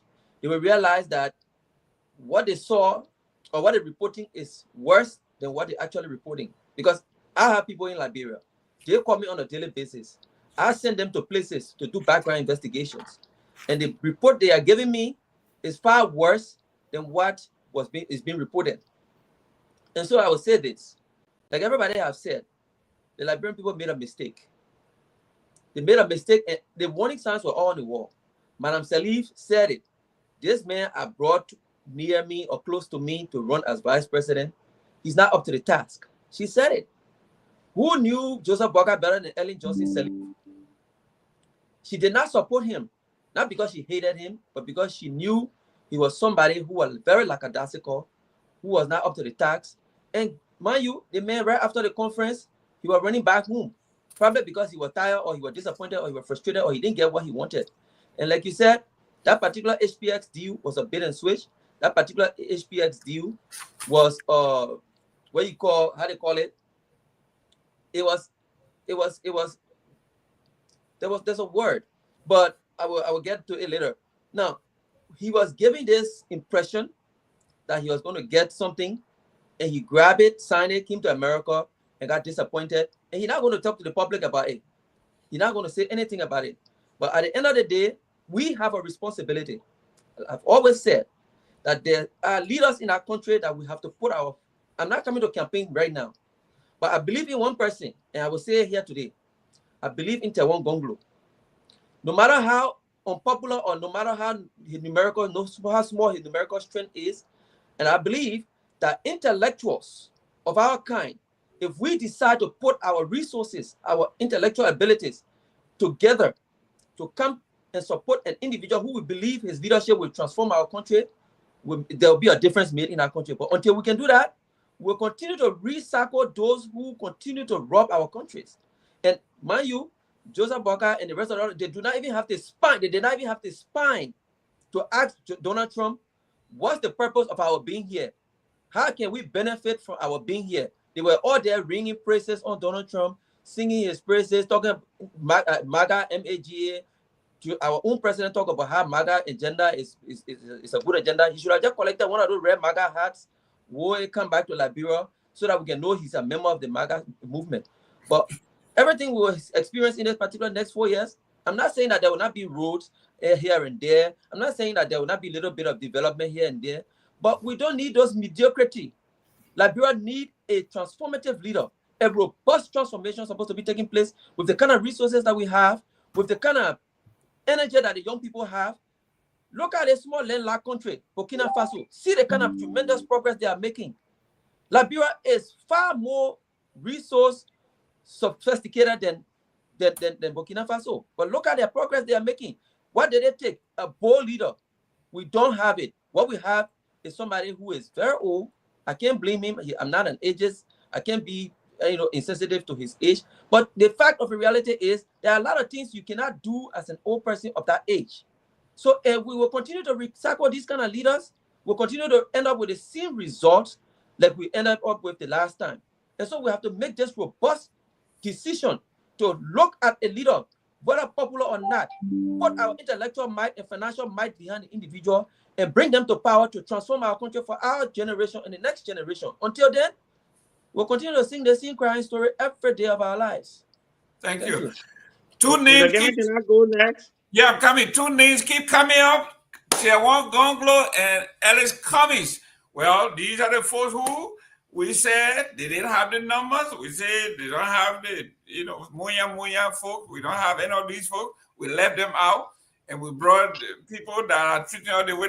But Dr. Budi, your take on this here, and then when you finish with that, start on the next one. I have not spoken. Oh, excuse me. Yes. Dr. Tao, go ahead. Talk about this and talk about No, but let me go, and then Tao can come after me, right? Yeah, okay, go ahead. Tao, you come. Go ahead. He's gonna I will make it short because there's a couple of things I really want to touch on, right? Yeah, First of all,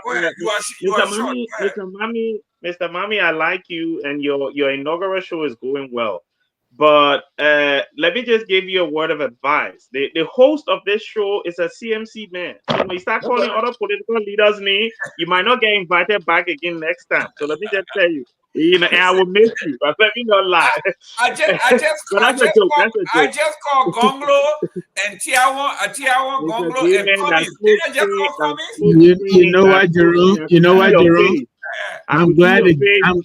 I'm glad the game is over. Dr. Booty is fully engaged now. So let you go ahead. Yeah. So that if you're not invited back, Mr. Mami, at least you know why. But All no, right, let me thank you. just say to Mr. Dukley, right, before I make my quick point. We need to stop going back to George Weah. George Weah was president almost 2 years ago, right? We need to look. This man told the Liberian people he has the magic wand to change Liberia overnight. Within 90 days, there's no car going to get stuck anywhere in Liberia, right? And that George Weah said that one there. The things he said is why the Liberian. So y'all lead George. I beg you. Let you know he messed up. We know, but he gone. He not pay the price for his mess. The Liberian people voted him out. So I beg you, Mr. Duke, y'all lead George Weah. Let him do it what he doing. You don't keep going back because that's what United Party people can do. So when you start arguing, yeah, but they want what George Weah was. George Weah not there, president no more. He gone. Leave him alone. Focus on the power you have to do the look. The country is a mess. And like Mr. Mami is saying, they were being their own assessment, then they can do the era, then they can go. Then the era that we can go. Because the era we can go, the assessment they did is 12 times worse. Not even 10 or 12 times. Yeah, let time table be. It's 12 times worse. Right? So at the end of the day, this country is a mess. This president and Mr. Mami, don't be afraid to say he old. I said he was old. One of my best friends is a relative of the president. He didn't speak to me for almost a year. I ain't got time. I will say the Papa too old. He doesn't have the stamina. These young boys are running circles around him. Yesterday, we were on the show on Kia Radio, and I said very clearly, look, the reason why a Gregory Coleman can do the kind of things he's doing at the Liberian National Police that he did not do under an Ellen Johnson Sirleaf. The reason why Mo Ali can come and talk nonsense like, oh yeah, we'll do whatever we want to do, we'll work with Quorum, let the investors stay out of the country. Right? The reason that these guys are capable of coming out and saying this kind of crazy thing that a Cone will do what he tried to do is because they know the president don't have the stamina to do anything about it. There's nothing he can do. The man's sleeping most of the time, right? We've got a driver at the wheel. The car is going up a hill. There's a cliff on the right, there's a cliff on the left, and he's sleeping on the wheel. What do you think will happen with Labra? We're going in the hole. By the time this man comes out in the next 3 or 4 years, the country will be so much damaged that we will not even want to talk about our own country. That's where we're going.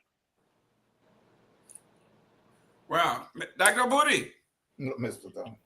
We are going to Mr. Tower here. Mr. Tower, Dr. Booty kept his word. He said he was going to be short. He's short. He was not He short. succeed. Let's go, my brother. It's your turn. So look at what happened here. You are an engineer, so this yeah, one is Mr. Dukley, you have the right for you to make reference to the past government. So don't let nobody stop you. You can't make reference to them because that was a very bad government. That was a playboy government. But so it was worse because we judged it for that time and what it did. But look, I don't know why each time we are having these conversations about Liberia, not going forward, we keep mentioning Burkina Faso. I think there is some kind of confusion here. When the record is there that following the prescription of democracy, the Western state, they don't even practice the style that they design for you and they hand it to you. And then they enforce and they impose on you following the script. It doesn't matter your Gonglo, your Kumi. Those guys are indebted people. They're not going to achieve anything. It's like you go into the football game and the rules are set up that your opponent can play you from behind, fire you from behind. And then you get into that game. No matter how good you are, they will bring you down. That is how the things are designed. They're designed and the way you're supposed to do is already laid out. You can't achieve anything on this democracy. Okay, so your guy come to power. What is he going to do about those high salaries? Before he do one thing, legislature got to do the one. The thing is corrupt. It is porous. It can be infiltrated. America here, are you in the US? The US itself is not questioning. This nonsense can only work when you don't have actual competitors or people that are coming from outside the instigate. Here it is now that China and the rest of the world are rising. They're interfering. They have their business people coming. I will make you billionaire. go ahead, pass the law right here. That you see now, they just said they're questioning now. What are they saying? They're trying. You can see all the laws they're breaking, violating their own constitution, because they think it is open to manipulation, corruption. Liberia cannot. So you don't use Burkina Faso. Burkina Faso is progressing without using democracy, or the Western style democracy that is laid out. They're using something else, and that something else remove all roadblock, and you are single-mindedly moving the country forward. Okay, look, to a point, you see the stuff that the U.S. Embassy and U.S. White House, they're all saying they're all in this together. I am going to say they're in it together. They planned it. They passed that signal on before the embassy could tell Trump, so that he signed that stuff. And I mean, Barker, and they just brought him here, belittled him, and then they send him back. You are going to send and say, Mr. Trump, what do we benefit? They will say, get your butt out of here and get back on the plane and go. What are you going to do? Nothing. Okay? This is how the guys operate into this world, the way it is set up. It is not a unipolar world anymore. It's a multipolar world now. Okay? Engage the people. When you want to hear empty talk, engage the West. If you want to have some level of progress and the potential for you to achieve something, engage the rest of the emerging world, or India, China, Russia, Brazil, all these other people. It is known. Even the US itself here. Do you know how much they owe China? Almost $1 trillion. They pay almost $50 to $70 billion to China every year. This is how much all the major businesses, the entire economy depend on China. We are here, everything we buy. And they're going to turn around and tell you that you shouldn't deal with a man that is the manufacturing hub of the world, that is the most progressive country of the world. So we have to change that mentality. Look, we are not going anywhere following this prescription of democracy that they handed to us. This is the time we are sitting here and the world is changing. And we are staying in one area that we some kind of stepchild, as if that really have any kind of good connotation. So until we can actually break this stuff here, and most of us here in the diaspora, we are so hooked to this American stuff that we think that their interest and our interest is the same. No, their interest is to subjugate you. Your interest is to revoke and overthrow that system that they put you in. So every education, we say that how we educated, we have the other degree. Yeah, this one. Let me tell you something. Our education is supposed to be used to liberate us. 1 minute. It's supposed to be used to move us. If we can't use that education, if our education so that we're getting, if it cannot be geared towards that, it's a waste. Thank you. Mr. Jimmy Eastman, we are coming to the end of the show, but there's something that's happening. Two things we got to discuss. They say the Liberian budget is about 90%, right, of the total the total budget of the country is go on recurrent expenses. The Speaker of the House is proposing 10 additional congressional seats. Just imagine the wage bill is through the roof. This man is saying we should add 10 more congressional seats. So basically now the entire budget is going to be going to paying salary to he and those of us who are outside. I guess my Eddie say you leave your own with God. Mr. Eastman, 10 additional seats. What's the justification? You know, sometimes even to discuss these things, it's almost like I can sense Mr. Tao's frustration. Why are we instead of talking about how we can better address the needs in each county by decentralizing and having every county responsible to look and address their own problems, we want to bring some more figureheads in who will not fix the problem. We have a country that is run, Tao talks about the democracy. Our democracy is not the way it's supposed to. Senators not supposed to be the ones to be carrying out development projects. That's not their job. We doing it wrong. There's something has twisted. It is warped.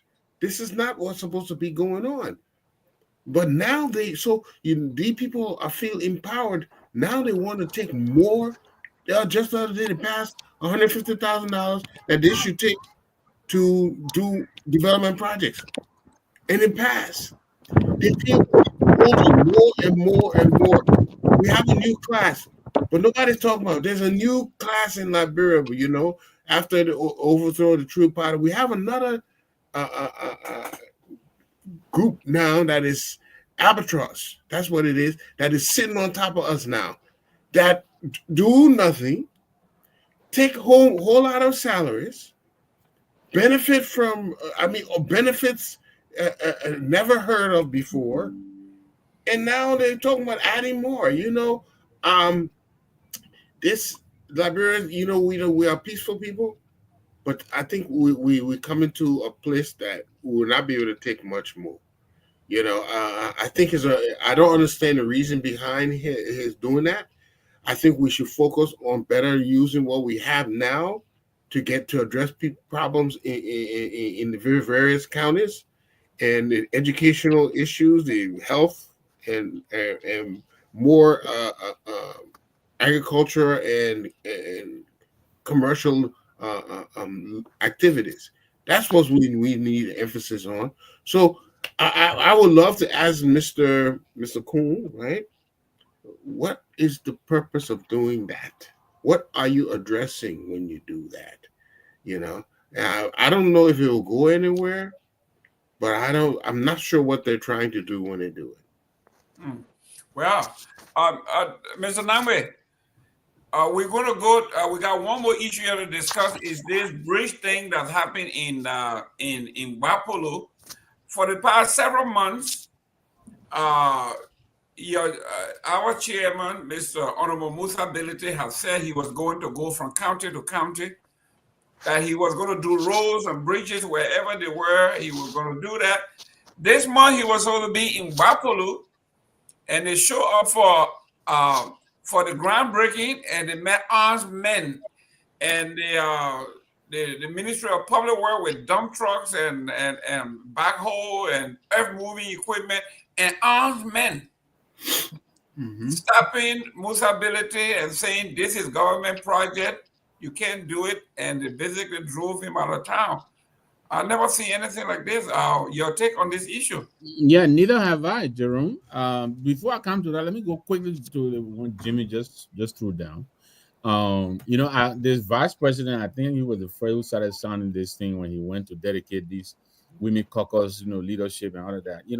This is the nonsensical, gibberish that come out of our people. They don't think, you give them the podium, they just stand there and talk foolishness. How about you collapse some of the districts? If you really want to bring in more women, how about you collapse some? We're already talking about the 73 people and the 15 senators are too many for the budget to handle. He wants to add 10 more people. So that's nonsense, right? How about you collapse some of the district, because these districts, some of these people are elected by only winning 5,000 votes because the districts are so small. How about you give them what Dr. Booty has been advocating for, make it more difficult for them to come in? How about you make the district bigger? That way you can bring in, and let me tell you something, maybe he doesn't know he and the vice president. I think the women will find that very condescending or offensive. You want to create a little girls, seat for them. The big boys will be sitting here, then, the things you want for the women, nobody else, you're making that to sound like they're not capable of competing. I think they miss getting the whole point. So I think that's nonsense. They need to take that thing and park it somewhere and go sit down. How about he appoint people in the government he's vice president for? How about he bring in more women and appoint them into position if he wants to balance it out? They got to think this is through. They just get out, you get in the podium, they just speak. But coming back to the bridge thing, if you want to hear some of the exchanges, go on my page on Facebook. There's a clip there by some of the residents of Bapu. They're doing exactly what we've been calling for since this new broke. They're telling the government to get out of their way and let Musa do what. First of all, they disagree with the structure that they are proposing to build in place of what Musa Ability was going to build. They think it is substandard. They're going in like they're putting, what do we call it? Plating, what is it? All mat on with whatever it is. The structure that is there, it does not qualify to be rehabilitated. They're trying to rehabilitate it. And they're telling them, no, if you want to build a real bridge, you got to remove this old, dilapidated, broken down bridge that was here for over 50 years, no maintenance, and put something different. That's what Musa said he's going to do. And they tell, I heard the representative Zina Norman, he said there's $150,000 in the budget for this. You remember we're asking where did the government suddenly find this money? The money has been in the budget since they came. They've been eating it. They've been applying it somewhere else. So the NCMC and their political leader announced they're going to do the bridge. All of a sudden, they found the money to go and do the very bridge they haven't been able to do for 18 months. And the government before that. And not only that, why are they carrying armed men to guard it? What does that even mean? What does that mean? You know? So these guys, they need to really wake up. You know, they're exposing, you know, the shallowness. You know, they're bereft of ideas. Unfortunately, they're really exposing themselves. But I heard a representative. He's going to invite the minister of public works in, and I hope he does that. Let him go to the minister and justify why he told the CMC not to do what they said they were going to do, and why do we have armed men standing guard at this bridge to do what? To do what? You know. So I'm not going to say much about it again. I already have, but I will say what I said. Thank God for the CMC and for Musa Ability if they're going to begin to force this government to actually perform the duties for which monies have been appropriated in the budget that it is squandering. Then thank God for the CMC and Musa Ability. Let the government get up and do what they're supposed to do, for which they're spending $880 million. Last year, they spent $730-something million, and this bridge has been there. This bridge has been there. They did nothing about it. And the citizens are now, they're getting upset. They said they don't want what they said they're doing there. They must get out of the way. Let the CMC people go in and do the bridge. And we are ready. Excellent. Mr. Mane. Yes, sir. We Mr. Eastman said, we overthrew a government where the ministers are making $500 a month. Now we brought in guys that are making $20,000, $30,000 a month. And absolutely they have no clue what they are doing. And here we are. A guy who comes from Grand Bassa, Deep Bassa, Bapulu somewhere, who never had a job in his life, never had any job, had no administrative experience. You send him with flip-flop on from zero income to $20,000.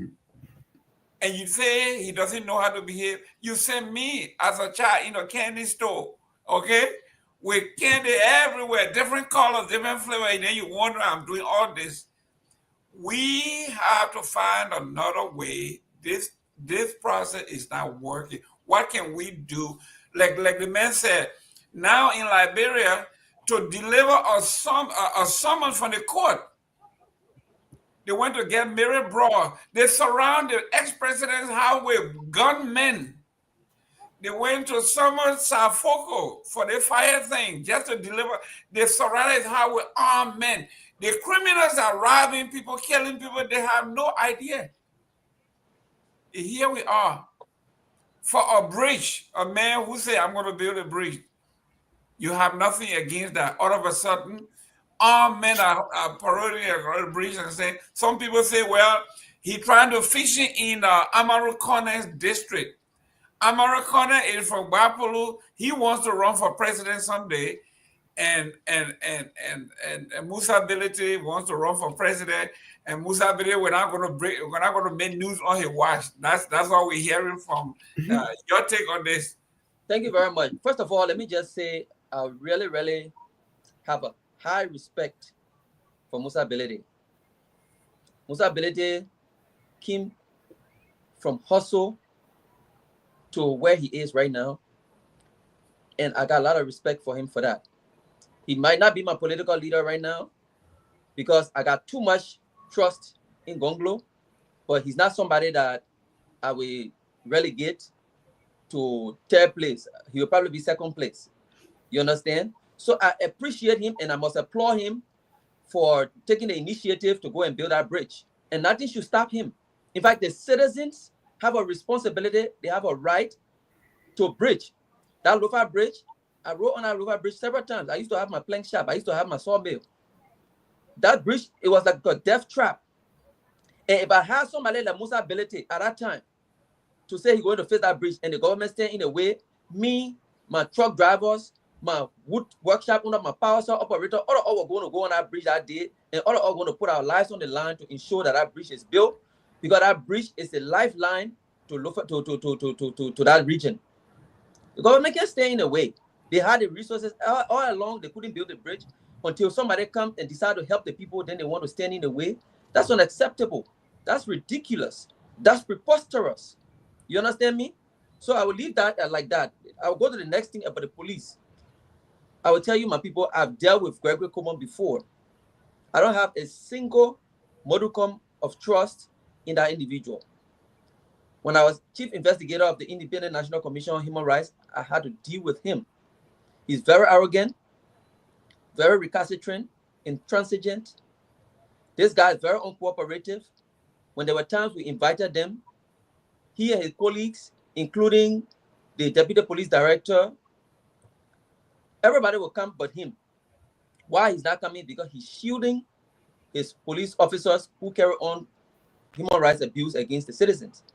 Our police is increasingly becoming very violent. Police brutality is on the rise, and it is because of Gregory Coleman. So for us to see what we're seeing, these are things that I saw in 2015 and maybe 2014 when Gregory Coleman was, I think, some kind of a director of police. And so I don't have any trust in him because I know how recalcitrant, intransigent, and adamant he is. The next thing I want to talk about, the 10 seats. Those 10 seats cannot become possible if the laws of our country is not changed. There has to be a referendum to allow, because the constitution is clear. Now, this is my suggestion. If the regime speaker is interested in giving seats to the women, mind you, every county has 2 seats, right, for senator, right? How about they give one of those seats for the women? Say, okay, you're talking about 10, we got 15 counties. Each county, regardless of the size, has 2 senators. It's unnecessary because by right, if you're talking about proportion and numerical strength, some of those counties should not even have two including the county I come from. It was because of certain agreement they had that they made Bomi County to have 4 representatives. But when you look at the numerical strength and by law, they should not even have 3 representatives. They shouldn't have 2 senators. But let's accept the fact that they got 2 senators. For those 2 senators, what kind of law are they making? What difference are they making? In the 21st century, we shouldn't even have 2 senators. But let's assume the 2 senators are already there based on the Constitution. How about 1 senator be a female, a mandatory by the Constitution that every county should have 1 female senator? So the other men and the other men go fight, let the other men go and fight for the 1 senatorial position, and that particular other seat for senator be for the women. It's easy. You don't have to create 10 more seats and put additional financial burden on our budget that is already going through budgetary constraint to accommodate female. They're just doing that as a political stunt. They're not serious about it. They are trying to distract from the fact that they are looting our government resources, siphonning and funneling the resources of the state, and that they need to be audited. And they have not said anything about audit, the reason for which they remove Richard, Kofa. Funati Kofa. The very audit for which they remove Funati Kofa, they have not done it, and they want to distract from that. So they're bringing things that will maybe make them to look appealing to the public and to the female populace. That is complete BS. So, like I said again, if they are interested in accommodating female, each county should leave a seat available exclusively for female. Thank you. Thank you. Dr. Budi, we got 2 things that we're talking about: 10 seats, additional seats in a bloated government. And then the government say, listen, if you want to do your private project, you want to face rule, you're not doing it on our watch. So should Musa Belede go to every county and just say, I'm going to do bridges so the government can do their work? Go to 15 bridges in every county and say, I'm going to do it, the government going to show up and start doing work. Maybe that's what you think. Your take on this? So, yeah, And I then think that sometimes. and then that Buddhism when I talk about it, I don't understand. What did you talk about? He might have been fake. The man was Why born is it when I talk about CMC here? No, I didn't say that. Oh, I said that men shouldn't be calling other presidential candidate name before you uninvite him. That's what I said. I don't say you don't call CMC name. Hey, when the TMC was in Manchester, Mr. Gamer was here. I went to their meeting and we had a very productive conversation. So I have no opposition to the party at all. No, but anyway, let's leave Paul. Look, Mr. Gamer, I'm not even going to dwell on the breach situation because the exact thing I wanted to say is what you said. I was going to say to you, please tell your political leader, like everywhere there is no breach, go there. Say, I want me to breach, then they can't face the breach. Then you go to the other side, say, I come in full road, they can't face the road. That's one way you will help the Liberian people. So he will not even need to spend his own money. He will make the government to spend their money because he will just be going for, and let's see how long they can continue this nonsense that they're doing, right? I think, look, the 10 seats situation that we have in look, I believe and I do accept Mr. Tao's position that we need reform in the way that we govern our country, right? And I think taking what Mr. Mami said, personally for me, I think we need to get rid of the Senate. That's my opinion. All right, I don't think we need it. Senegal did it. It saves money. It means that the people who are making laws are the direct representatives of the Liberian people. And what we can do is put a two-term majority in clause in there to say every law for a law to pass, it has to be two-term majority, right? So that way you don't have two houses having to concur. And then we get rid of those 30 people and just focus on the 73 and even bring it down. Some counties should even have one district, because, like Grand Cru, I don't even know how many districts Grand Cru has, but I don't think Grand Cru should have more than one district. And even Grand Cru should even get them half a district. Yeah.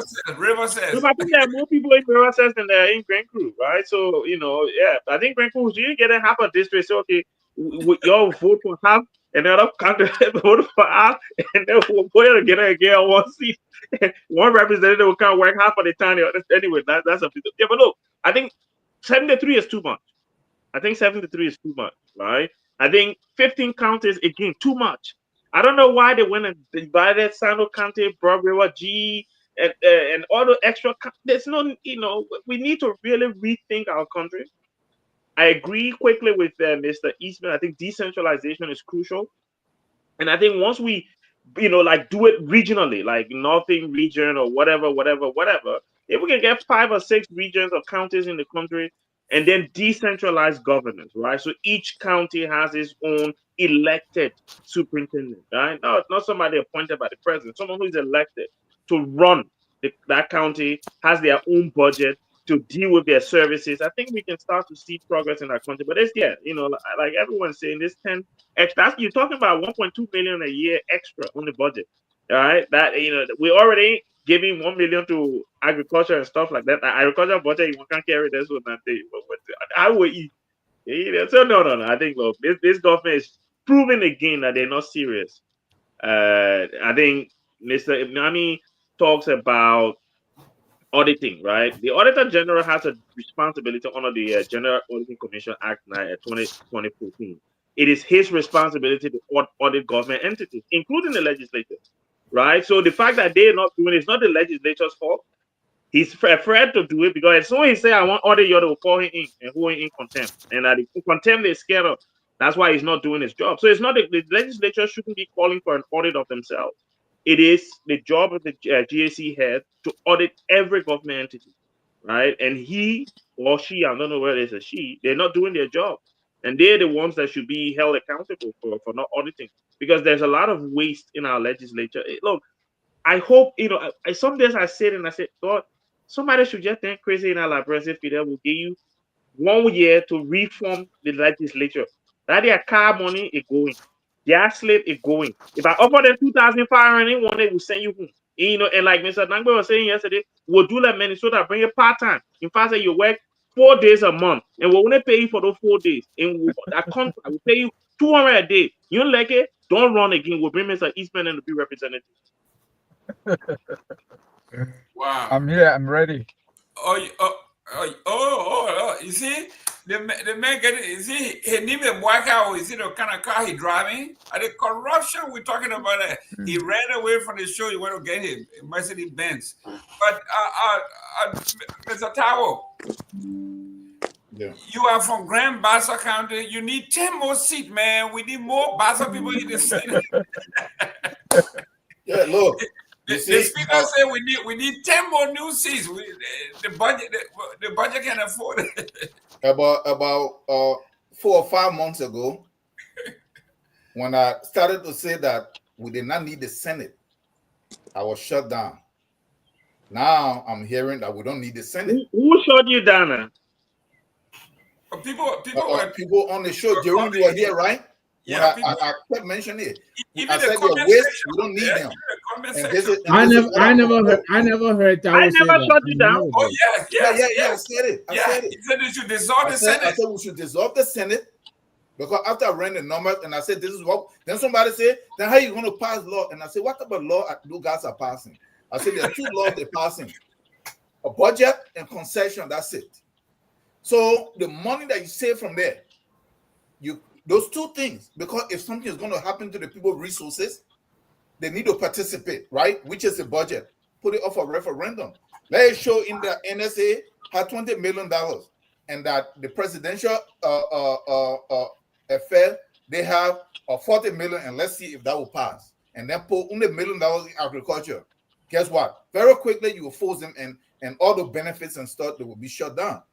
And the next one is concession. If they're going to sign a concession to mine Wologisi, put it up for concession. Let the people decide. That is the way we need to start shaping this democracy that we have. Remove from the people these same guys like Mr. Nango, you were just saying here, or Mr. Jimmy, that they just put another $150,000 in there. They hand it to themselves that they're going to go do development. Mm-hmm. How long? For 20 years, they've been handing that money. Where's the development? Nothing. So, but Ellen, somebody mentioned Ellen here. Ellen shouldn't be mentioned here. In a country that actually is conscious enough, she's supposed to get arrested. This lady is the one that created all of this stuff. When Liberia broke down from 2005, the opportunity was right there instead of foundation. Very good. She failed. Intentionally destroy the country and have the country to be trapped in all this stuff. So making reference to her to mention something good is a crime. But look, Musa ability to move around and he built bridges. That's okay, but I'm not a fan of that. Not just Musa ability. Anybody, the representatives, senators, individuals should not be responsible for development. Then that development is not grounded in anything. Musa ability was elected. Let them go in there and come up with ways where they decentralize so that these things are independent of any individual. Because no matter how good Musa ability intention may seem, it's just like campaigning. So then there is no real stuff behind it. We actually look at it. That is how it appears. Okay, what happens tomorrow? We wake up, something happened to Musa. So all the development taking place to come to a stop. But what happened in Musa then passed an actual stuff and they put the real policies in place to where each county and each district handle their own development.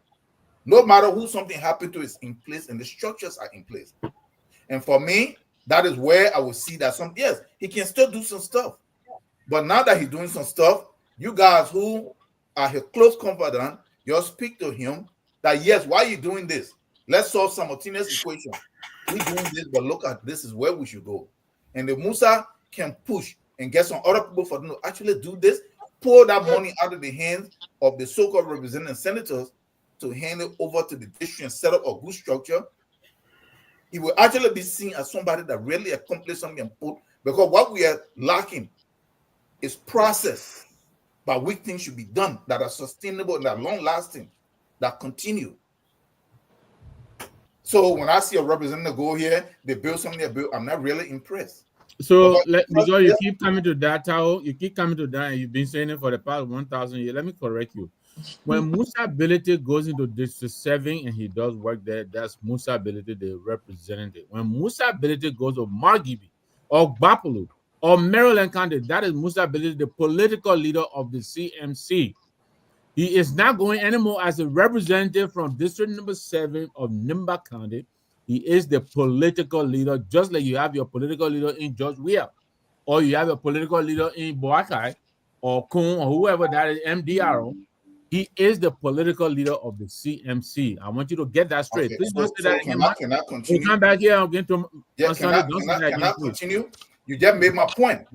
We don't want political leaders getting in there and trying to take over or fronting development, because then that development is not grounded on anything. The problem that we're having with us saying here, let us put processes and stuff in place that move the country forward. It's not going to be in one man or this one party or that one party. And that is a problem that we keep having. We complain about it when George Weah do it, or when Boakai go over and give money when people burn. Then when it comes to somebody that we support, in the same context, we want to support it. So no, I'm not saying that he shouldn't go anywhere and do something, but I'm saying that is a direction in which we should go. We shouldn't even be there. Okay, look, the 10 seats. We are all here. Maybe we don't remember.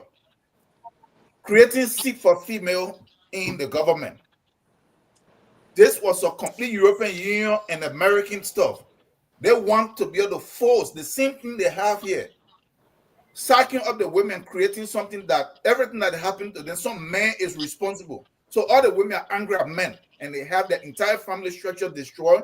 There is all the competitive behavior between male and female that they can't live together. These are the things and it's destroyed their own society already.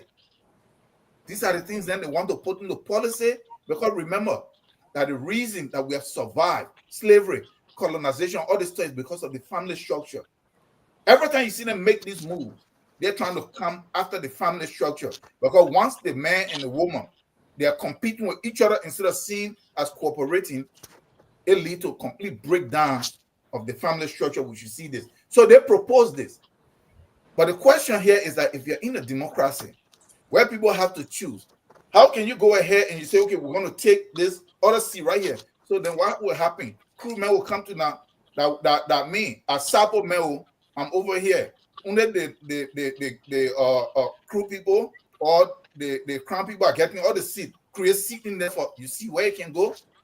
So what they need to do is each party have to be able to discuss within themselves. Let this be a party politics, not no national stuff where you're going to go and take seat and want to carve it out. And I know that is, and then you say only 10 women, only women can vote in the district. You can't do that. Not in a democracy that you're talking what majority have to choose. So I would say let it be party politics. The party should decide that, you know what, in this district right here, we are going to put forth a woman.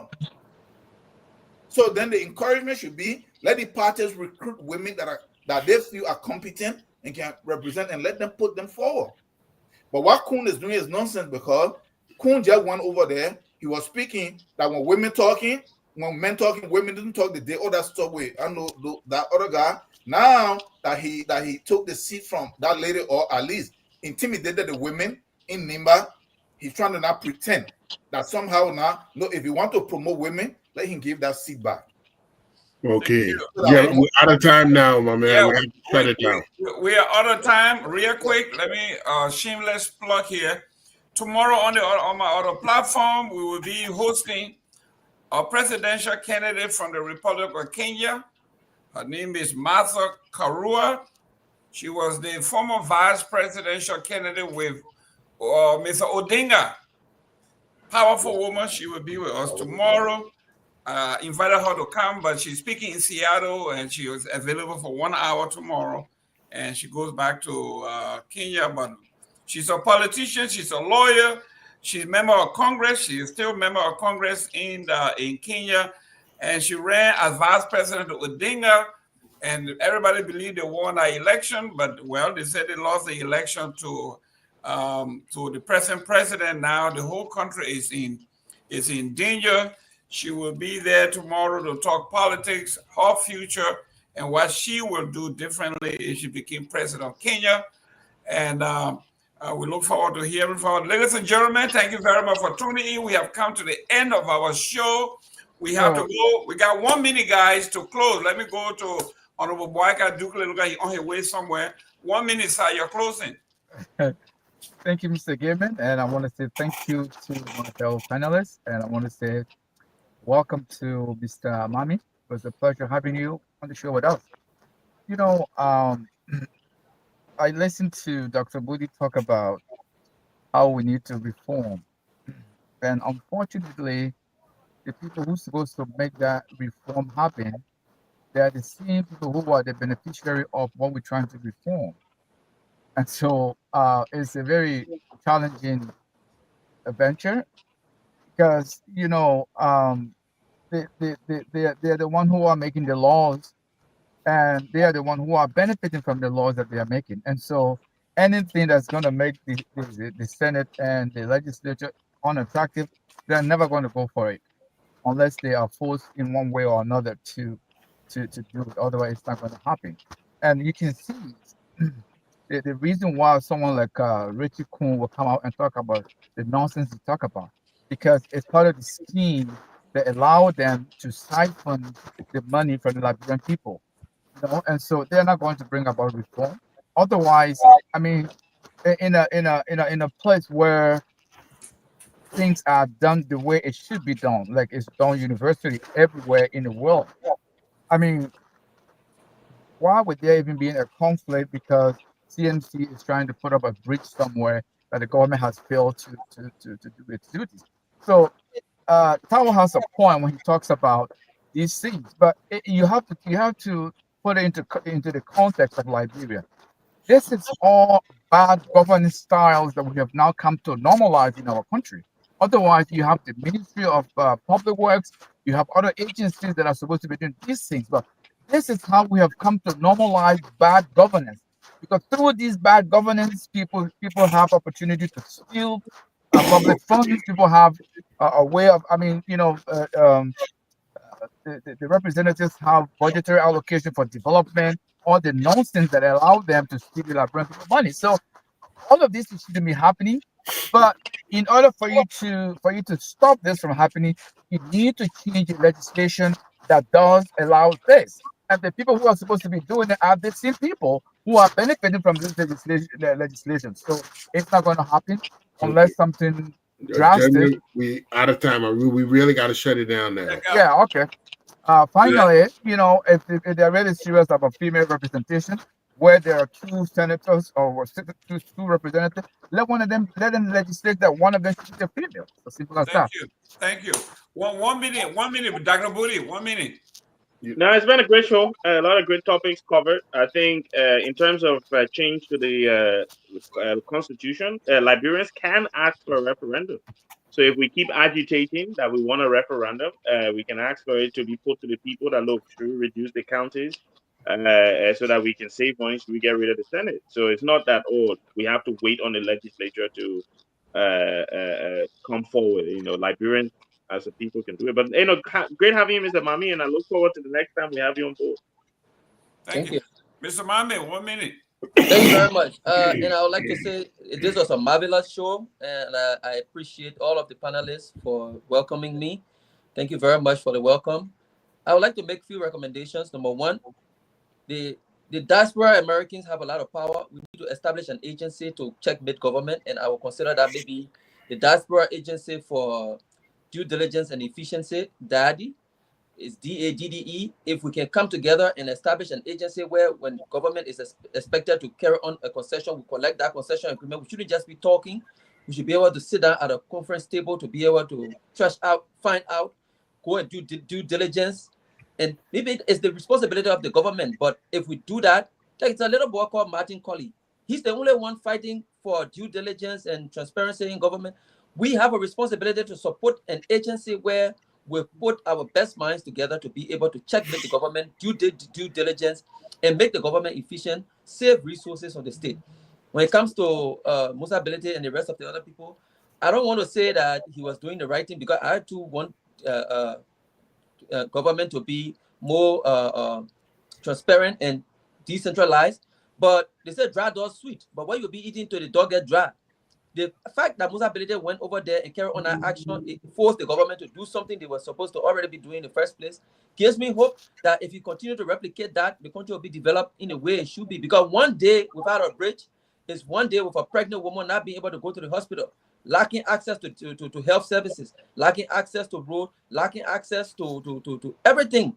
So every time a bridge is built, it gives you access to road, it gives you access to health services, it gives you access to food, it gives you access to transportation, it gives you access to a whole lot of things. And so I will just wrap it up today by saying, when we are asking for reform, our country has a government that has an imperial presidency. Charles Taylor was in our country, vice president did not go above $20. That is because he gave exclusive right, or not exclusive, almost exclusive right to George Haddad at the time. Say, this rice is for you exclusively.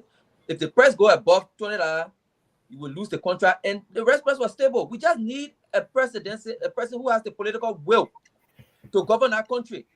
Not necessarily that the system was like that when Charles Taylor was in our country. What did we experience? Low cost of rice, but now we're experiencing inflation because our political leaders lack the political will to govern our country in a way that will transform the country. So we need a transformative leader. We need a robust president who will be able to use his level of leadership to transform the country. Thank you very much, and I look forward to a better show next time. Thank you very much. Welcome back Sunday. Mr. Taiwo, 1 minute. Yeah, real quick. Honor Taylor, I experienced ATU and demon forces, and I don't want to experience it anymore. No, we're talking about it. But look at what happened here. The demon forces. Quick. The IMF report. You know, when we talk about this thing, we have to put in context. The IMF that is responsible, the number one group that is responsible. Because you see, our government officials are corrupt, but you have to look, if you have your son, and your son is hard-headed, and yes, you blame your son for following somebody, but if you see that he has another friend that's a bad influence, you cut that friend off from him so that you can save your son. That is how Liberian and IMF, Africa and the IMF look. IMF want to talk about no power and all of this stuff. It wasn't the IMF that ran the Man Coffee store. $1 billion right there. Brought all kinds of bogus companies, feasibility study, 500 million. Rehabbing that stuff, another 500 million. You can't even produce light. They seen IMF, they got you tied up into the deal with Ivory Coast, where you have a subscription fee. Whether you use that light or not, you must pay. The same IMF want to come back and use another $100 million to say they want to build solar farm. The same IMF from the deal, they turn the port over to those fools that are there with the terminal, and nobody can import something there. Let the IMF shut up. Before we talk about the organization, go and look at the formation of it in 1944. After America was taken over from the British for them to subjugate Africa and the rest of the world. It is in the memo, okay? They're going to make sure that nobody around you are going to be in financial or slavery. Everywhere the IMF are gone, development agenda go and all this stuff, I say word poverty reduction. They just throw words around. So we shouldn't take anything that they say. Yeah, we know we have a problem, but we have to point it out. Do you know that today IMF forced Liberia that they cannot sign a deal that have to do with development? That every deal that you sign must be concessionary deal, that they just extract your resources, that then you don't own anything, you can't develop, you can't do nothing. That's one. The last one here is that, look, this deportee stuff, all this stuff that they're talking about, it is deeper than what we are thinking. If we listen to the Americans, after they started to lose the Sahel, they made a statement, and I quote, if we lose the Sahel, we'll take the coast of West Africa. This was at least almost a year or two ago, they made a statement. And so they're making the move. You know that before Langley left, he went around to all these countries and signed the African deal so that they can place armed men, pretty much military occupation in these countries. And what would justify them? I'm making the point. If we are not careful, and the American worship or the West worship, we can't really point these things out. There is no terrorism in Liberia to justify for Africa to be there to so-called protect you where you don't need no protection. Because what you need is factories, light, and other stuff, and no armed men coming to you. Terrorists will show up there. Wherever they go, terrorists show up. I just want us to know this. Tomorrow, Liberia will be completely destabilized from what you see happening here. They say they're bringing these people. Do you know where they are coming from? Is it true that they're actually coming from the US? They move their assets all the time. Look at what they did in Syria. Look at what they did in Libya. Move people, these so-called terrorists. They don't care about terrorism. They see Al-Qaeda that they talk about took power after they brought into power and ran or out. What did they do? They removed them from the terrorist list and they removed sanctions just last week. And they're meeting with them. They don't care about terrorists. These are their assets. They move them. Let us not be afraid to talk this so that we have the right information, then we'll know how things are going.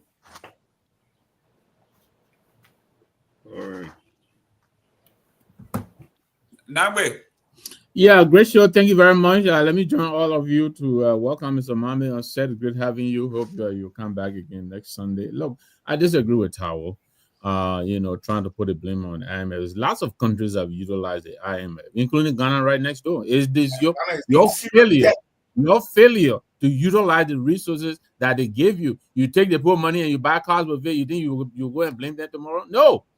Countries around the world have utilized the IMF. It depends on how you utilize the resources. So I disagree with that. And they all collapse. No, Ghana has not collapsed. That's false. Success story. Ghana has not collapsed. That is false. And I'll reclaim my time. Let's go, guys. We have to go, guys. We gotta go, please. So, let me say this quickly. The vice president and the speaker's call to add more seats to the legislature, that is a non-starter. And I hope they don't ever repeat that again. The budget is already crumbling. If the vice president is already serious, you're not going to put a candidate against either Gonglo way. Whether she was the best candidate or not, I don't care. But she was a female candidate. Where was his compassion for our female sisters to serve in the government? So, they need to find other ways if they want to, increase the gender balance in government, but not the way he's proposing, not additional 2 seats, 10 seats, or whatever it is. 2, the government, I'm glad the CMC is putting the fire under their feet. They need to wake up. They have a responsibility. They are in charge of our national resources. They are the one appropriating and expropriating. They need to get up and develop the country. They shouldn't wait when CMC goes here and then they run behind. Well, you know what? It's good. We'll continue to pull them and let them chase us. We'll put them by their noses, let them chase us around the country. If that's how we develop our country, we're ready to do it. But thank you guys very much. Great show. Hope to be back here again next week to have another beautiful show. Thank you. Honorable Jimmy Eastman, all yours. Take us out. Yeah, since we press for time, it's always an interesting show. Glad welcome aboard, Mami. We will look forward to your argument again the next week. But since we really extended the time, I wouldn't say much, but we are all Liberians, and we got to keep that in mind. We need to come together as one and move this country forward. Let's get rid of the crooks and let's take the country forward. Thank you very much, and salute to Chelsea, the blue, London gone blue. Okay. that booty has not cried one smile, but anyway, I'm going. I leave it away. Yes. Thank you, Jimmy. Take us out. We are Liberian.